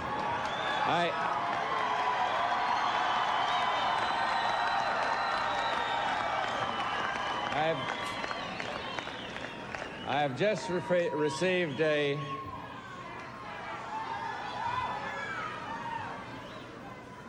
received a telephone call from Governor Dukakis, who was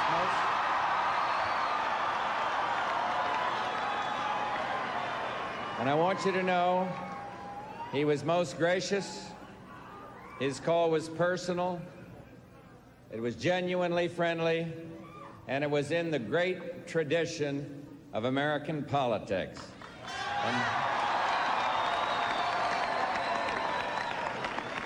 And we can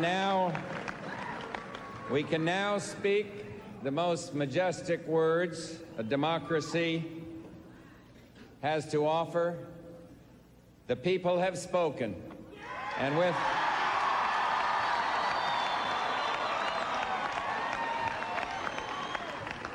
a full heart and with great hopes, I thank all the people throughout America who have given us this great victory. And I thank Ronald Reagan.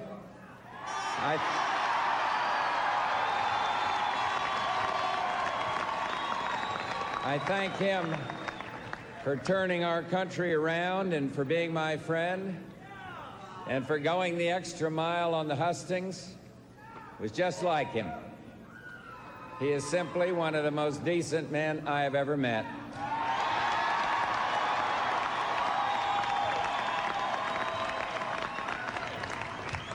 I want to thank my friend, my running mate Dan Quayle, and his family.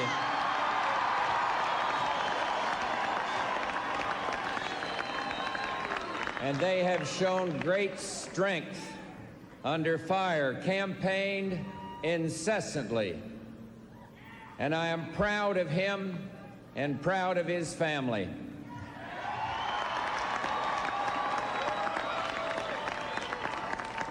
I want to thank my great friend, Houston's son, Jim Baker, and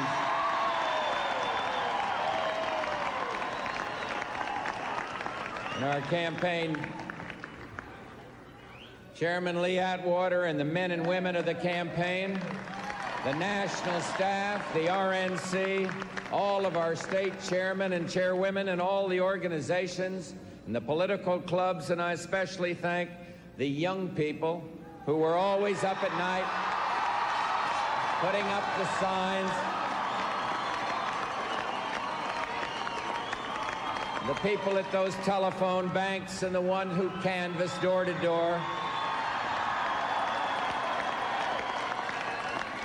And there's a large gathering of volunteers right now at the Washington Hilton. And my folks, my heart is with you, and many, many thanks for all you've done from our nation's capital. And I want to talk about my family. Fact is, I'd be nothing without them. Our 4 sons, our daughter Doro, and my own Barbara Bush. And I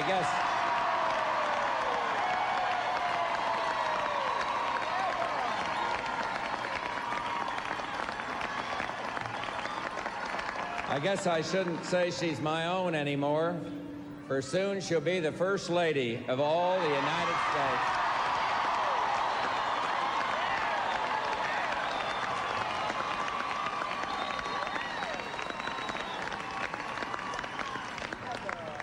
And I thank God for the faith He's given me.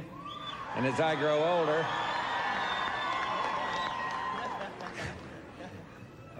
older, I'm more aware of the spiritual element in life, and I ask for God's help. And I thank the men and women of Texas. There are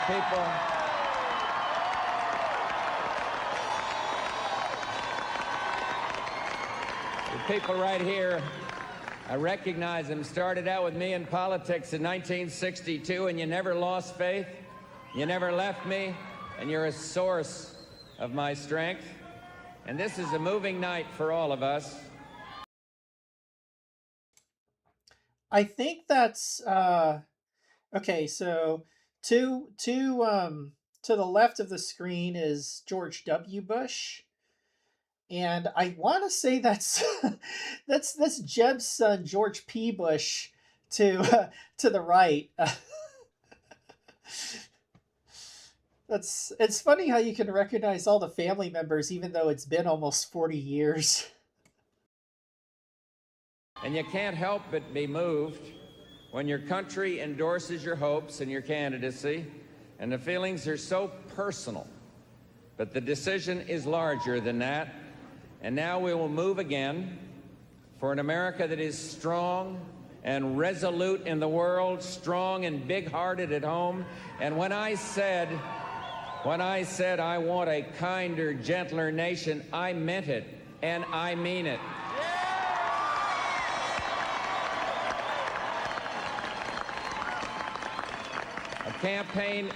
A campaign is a disagreement, and disagreements divide.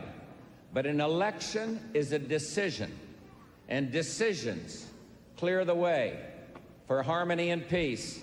And I mean to be a president of all the people, and I want to work for the hopes and interests not only of my supporters, but of the governors and of those who didn't vote at all. To those who supported me, I will try to be worthy of your trust, and to those who did not, I will try to earn it, and my hand is out to you, and I want to be your president too. But I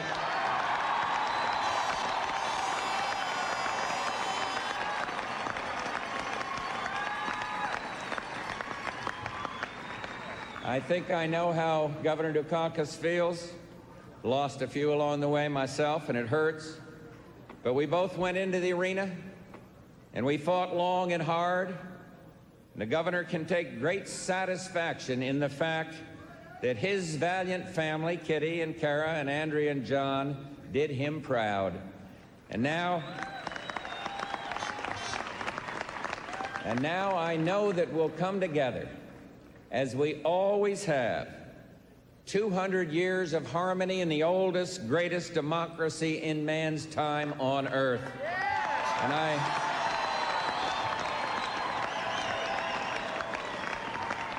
And I've traveled many miles and reached for many hands, and it's occurred to me that what we were having, the people of America and I, was a conversation, a back and forth, a mutual dialogue, and it cannot go away. Not now, not when I need it most. And so I mean to keep the conversation going, to keep walking toward you, talking with you, and reaching for the hands. And another thing, I'll do my level best to reach out and work constructively with the United States Congress. And a final word about what you mean to me, my friends in this room. Every time Barbara and I come to Texas, it's a homecoming. We were young here. Started out here 40 years ago, summer of 48, worked in the oil fields and, started a business and went into politics. 40 years. 40 years of work and caring and friendship. And now I'm going to take that love and friendship. It's all right here in this room. Put it in my pocket, take it with me to Washington, D.C., where it's sometimes cold, but always bracing. And where God knows there's lots of work to do. So thank you. God bless you. And one other thing. Once in days that were a little darker, I made a promise, and now I'll keep it. Thank you, New Hampshire. Thanks for everything, and God bless America. Thank you all very much. Thank you.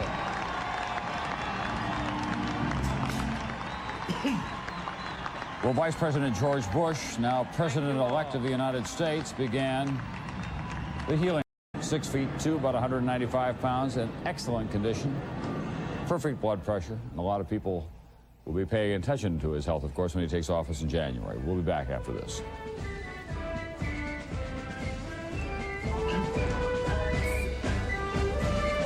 We'll fast forward through to We're back. We just heard from Vice President George Bush, now President-elect George Bush, the 41st President of the United States, or will be when he raises his hand and takes the oath of office in Washington, D.C. on what promises to be a cold day in late January. We want to show you now what is going on. We've got some late calls to make. First of all, the state of New Mexico down there in the southwest, 5 electoral votes for the vice president. And way up north, and that goes blue on our map, and way up north, just offset on our map here, is the state of Alaska. 3 electoral votes. Might have had more, but those 2 whales left the state. So George Bush wins the state of Alaska tonight. No surprise there. And the country from coast to coast, from sea to shining sea, has a very blue cast to it, which is good news for the vice president. 310 electoral votes, 270 needed to win. He's well past that. And he is the president-elect of the United States. 63%, now pushing 2/3 of the vote in. And the vice president continues to hold an 8-point lead, which would be an impressive margin indeed if that stays. An observer than Richard Nixon was saying earlier this year. He thought that it would probably come down to that state and that we'd have one of those cliffhangers. But the fact of the matter is, in the industrial Midwest, Michael Dukakis could not get those big states back, Michigan especially, also Wisconsin and Ohio, for the Democrats this time. And therefore, what happened is that the Republican string continues, as it has pretty much without breakup since 1964, with the single exception, the election of Jimmy Carter. But in almost every state, as you look across the country now, 4 out of 5 or 5 out of 5 of these presidential who we never had a chance to meet or to say hello. Marilyn and I thank you so much for all you have done.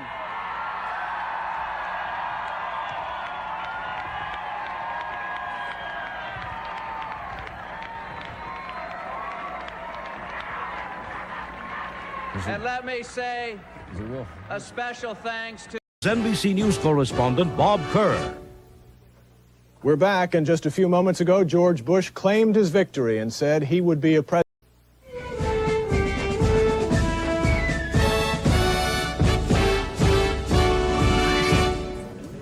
From NBC News Election Headquarters, Election Night 88. Decision 88 Election Night coverage is sponsored in part by Kellogg's Bran Flakes cereal, by Wang Laboratories. Wang makes it work. By Ford and your Ford dealer. Have you driven a Ford lately? And by Merrill Lynch, an investment firm built on a tradition of trust. Now, here is Tom Brokaw, NBC News. And the country you see behind me, the political map of the United States of America, is George Bush country tonight. All of those states colored in blue have been won by the vice president. He is the 41st president-elect of the United States. Only 8 states still to be decided, and we have another call for George Bush. We are projecting the state of Maryland with its 10 electoral votes. They will go into the Bush column. That means that his electoral vote total at this hour, after we color Maryland blue on our And so 1988, Maryland was also one of those states where 1988 was the last time it voted Republican in a presidential election.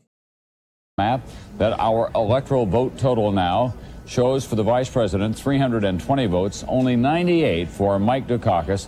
His earlier hopes today absolutely dashed as he was unable to put together that coalition of northeastern and midwestern industrial states. 2/3 of the vote now counted, and the vice president continues to hold a lead of 8% in the popular vote, and that would be a commanding win of something in the craw of this administration until they do something about the opposition press, until they do something about the political opposition in Managua in terms of giving it a wider voice. His campaign against Michael Dukakis.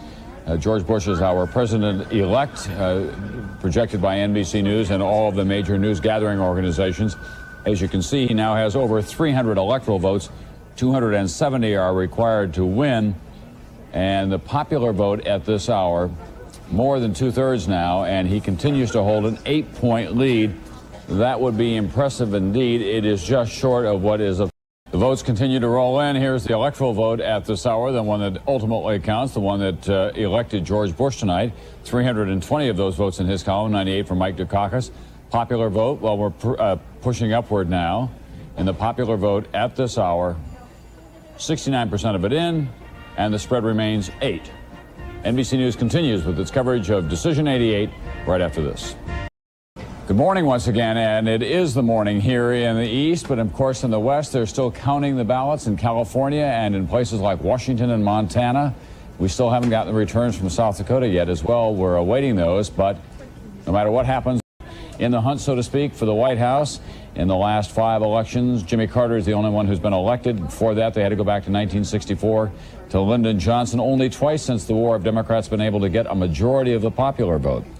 In California is a man who took a crack at the White House. After serving 2 terms as governor of California, he's been retired from public life, now about to get back into it as a candidate for chairmanship of the California State Party, Jerry Brown. What do you think that the party ought to do to be able to run successfully?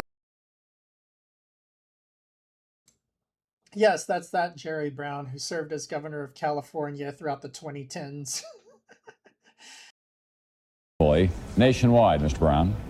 Well, it has to do the same thing that our Senate and congressional candidates do, and that's prove that the Democratic Party works for the people, can deliver, and has a sense of the future that the Republicans don't. And I do think that while tonight's results at the presidential level are not all that happy for Democrats, by him or herself is not enough. We have to equal and... Back to the Nixon years, and they just keep putting the same people back in charge of the troops, and they know how to organize. 1984 lost 900,000 voters. That's right.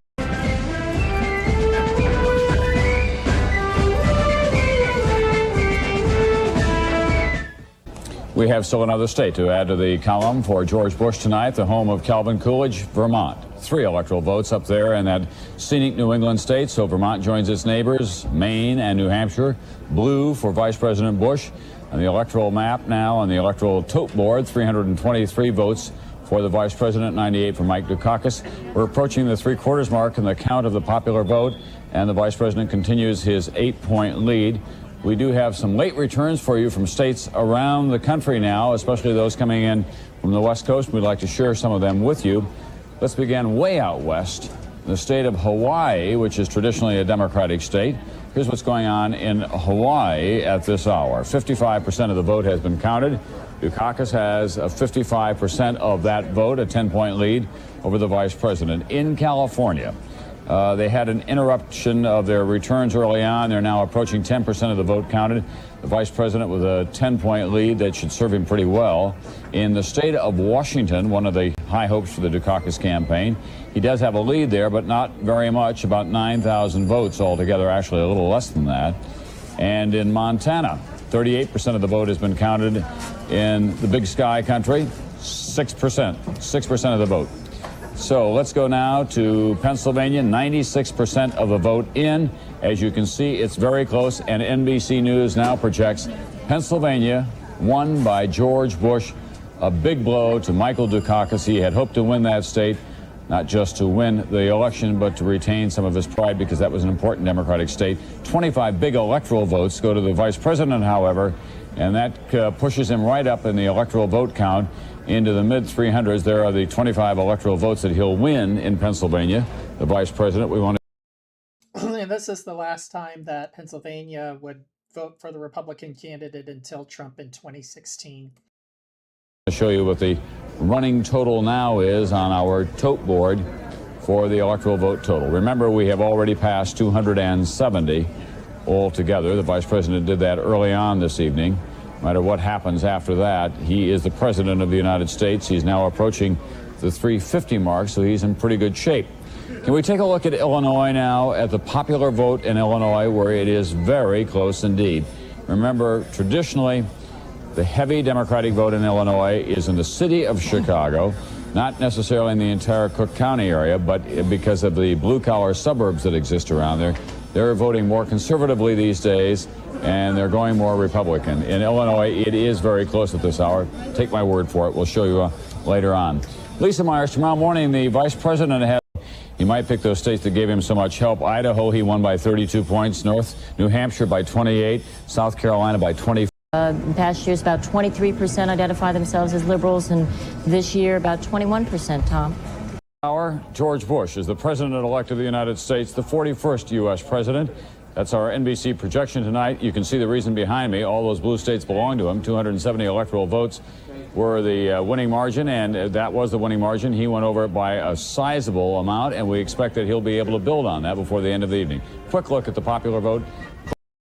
In the electoral vote, as we can see, Bush far surpassed the 270 needed. Covered this kind of stuff. An astounding victory. But see, next, I think, is Congress. They won't admit it, but many of the Democratic barons are just as happy to have. We thank you all, and we wish you all a good night.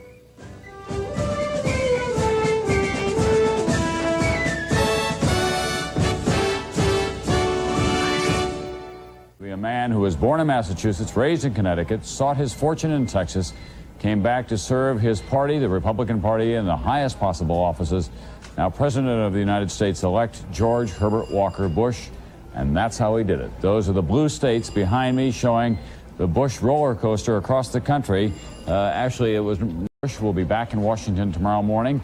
We expect to have live coverage here on NBC of a news conference that he's scheduled to hold at around 10 Eastern time tomorrow morning. We're not the only ones interested in the outcome of this election. That is, those of us in this country. People around the world are watching it very carefully as well, including those in the Kremlin in Moscow. And the head of the USA Institute in Moscow is Dr. Georgy Arbatov. And I know that you've seen him many times because he's a familiar figure on American television. Dr. Arbatov, first of all, do you expect that there will be an early summit meeting between Mikhail Gorbachev and George Bush? The vice president has already said he'd like that to happen. Yes, I think one can expect it. And do you think, Dr. Arbatov, that it will be more about arms or about economic matters? After all, trade has moved to near the top of the agenda between the two superpowers. Well, I'm not sure it will be about economic matters. I don't think the Americans are still, at this moment, ready to do anything on economic matters. But I think it will cover the usual agenda. It will be arms control. It will be regional conflicts. And there are quite a number of things we want to ask Americans about what they do in Afghanistan, for instance, and in some other regions. He is, as I say, a frequent visitor to these shores, either that way or in person. John Chancellor, the chances of an early summit meeting seem to be quite promising indeed. I mean, whether it was Dukakis or Bush, they were both saying first order of business internationally, you got to get together with Mikhail Gorbachev. Well, there's a deadline on the Russians getting out of Afghanistan, so what I interpret Dr. Arbatov to mean is that we have to have the summit before that deadline. Right. We've got about 3 more states that are going to be called this election night, so bear with me, but they'll be in the next few minutes. That comes up. I think that the Soviets are probably pleased with the way this thing came out. Including a big one. They will note that in our poll, 78% of the people we polled today want the president to seek more arms agreement with the Soviet Union. Only 13% of American voters today told us that they were against that. That's powerful. So are 350 electoral votes, 54% of the popular votes. An administration that follows an administration saying that the Russians are not an evil empire. I think that we're probably going to see quite lively Soviet-American relations in the next couple of years.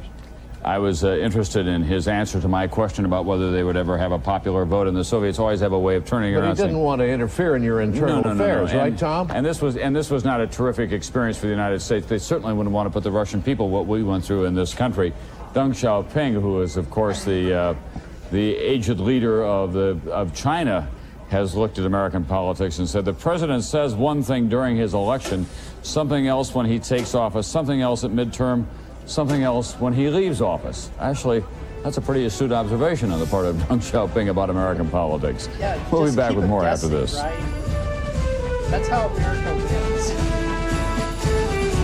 If we don't know what we're doing, our enemies don't know what we're doing. As we return, we've got some more states to put in the George Bush column. These out west.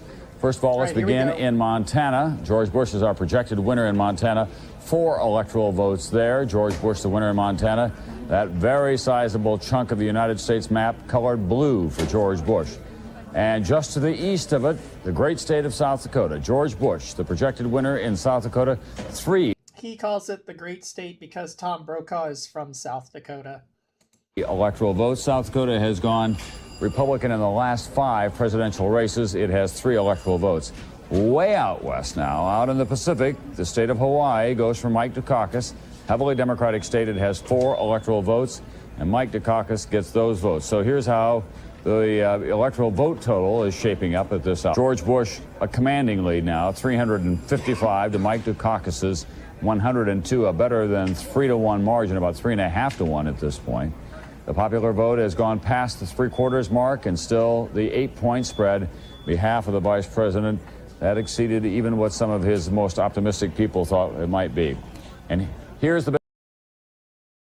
Yeah, this is a bit of a swan song. Well, that's all you can describe it as, really, right? Yeah, cherish it while you can. The last time California voted for a Republican in a presidential election was, gosh, let me do the math, 38 years ago. Big one for George Bush tonight. If it had come down to California, he would have won. It wasn't necessary, but in fact, George Bush, 47 electoral votes. That's the state of California. That's a smash in the state that really anchors the Pacific Rim of the United States. Ronald Reagan's home state. He went back there yesterday, made 2 stops, one in Los Angeles County, one in San Diego County, in an effort to get his guy across. So when you look at the 47 electoral votes, that pushes George Bush past 400 now, and that's getting him up into the Hall of Fame category for a presidential election in running for the first term. The popular vote, 77% of it in, still an 8-point spread, and that means that it's going to be a very significant victory for the vice president numerically. Now, the question is, politically, will he be able to repair some of the wounds that were opened during the course of this past 3 or 4 months, especially with some of the negative advertising and the attacks on liberals and Democrats around the country? John Dancy and Doug. I think that's going to do it for the coverage. So just to kind of wrap things up, there's not really much to go over. Here is what the final map was like.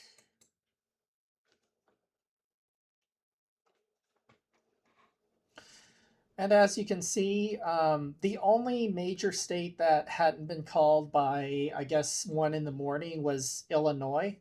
But George Bush did wind up winning Illinois, and it's 24 electoral votes. But I think only 2 or 3 points. It was actually pretty close. And so Illinois was kind of the last state that he won that added to his electoral total. It was the only state that he won that hadn't been called by then. California had just been called, as well as a couple of other Western states, as you can see. But George Bush was the last candidate of either party. Some little tidbits about this election. This was the last election where a candidate of either party won at least 400 electoral votes. And so this is kind of like a borderline landslide, I would say. My definition of a landslide, and it kind of differs depending on who you ask, is if a candidate wins at least 400 electoral votes or at least 55% of the popular vote, then that can be considered a landslide. George Bush, I think, won 53% of the popular vote. I think he won the election by about 7 or 8 points. But he did win a decisive electoral college victory. And so in that sense, it was a landslide because it was over 400 electoral votes. No candidate of either party, like I said, has hit 400. The last time a candidate of either party, I think, won as much of the popular vote as George Bush did, or at least close, was Obama in 2008. I think he won about 53% as well.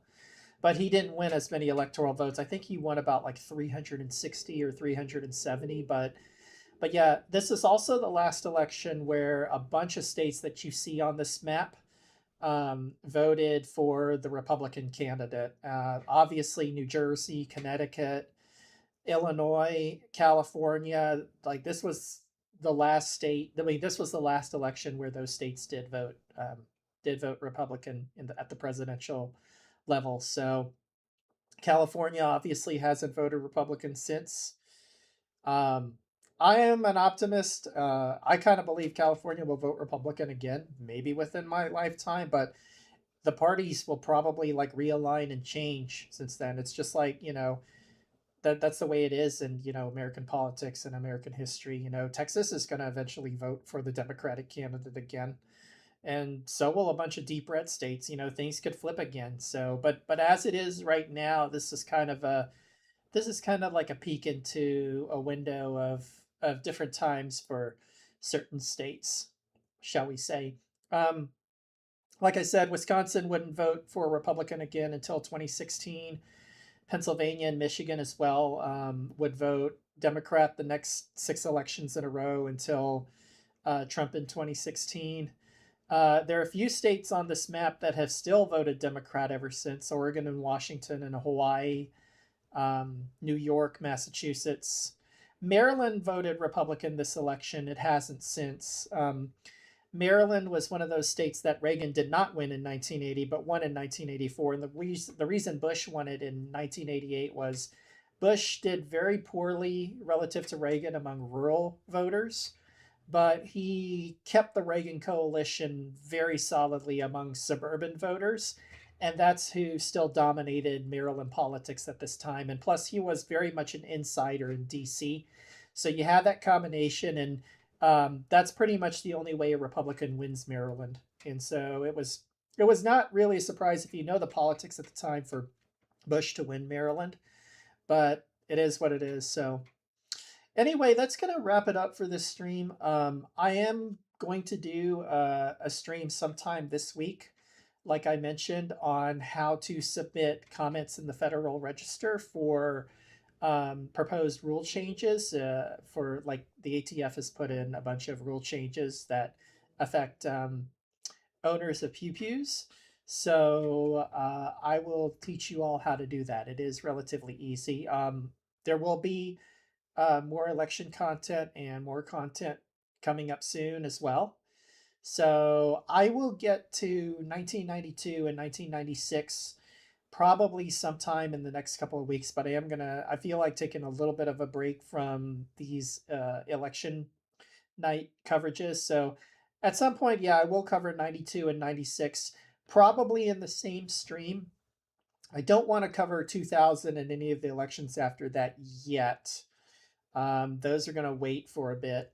But anyway, I just hope you've enjoyed this. And until next time, we will see you all later.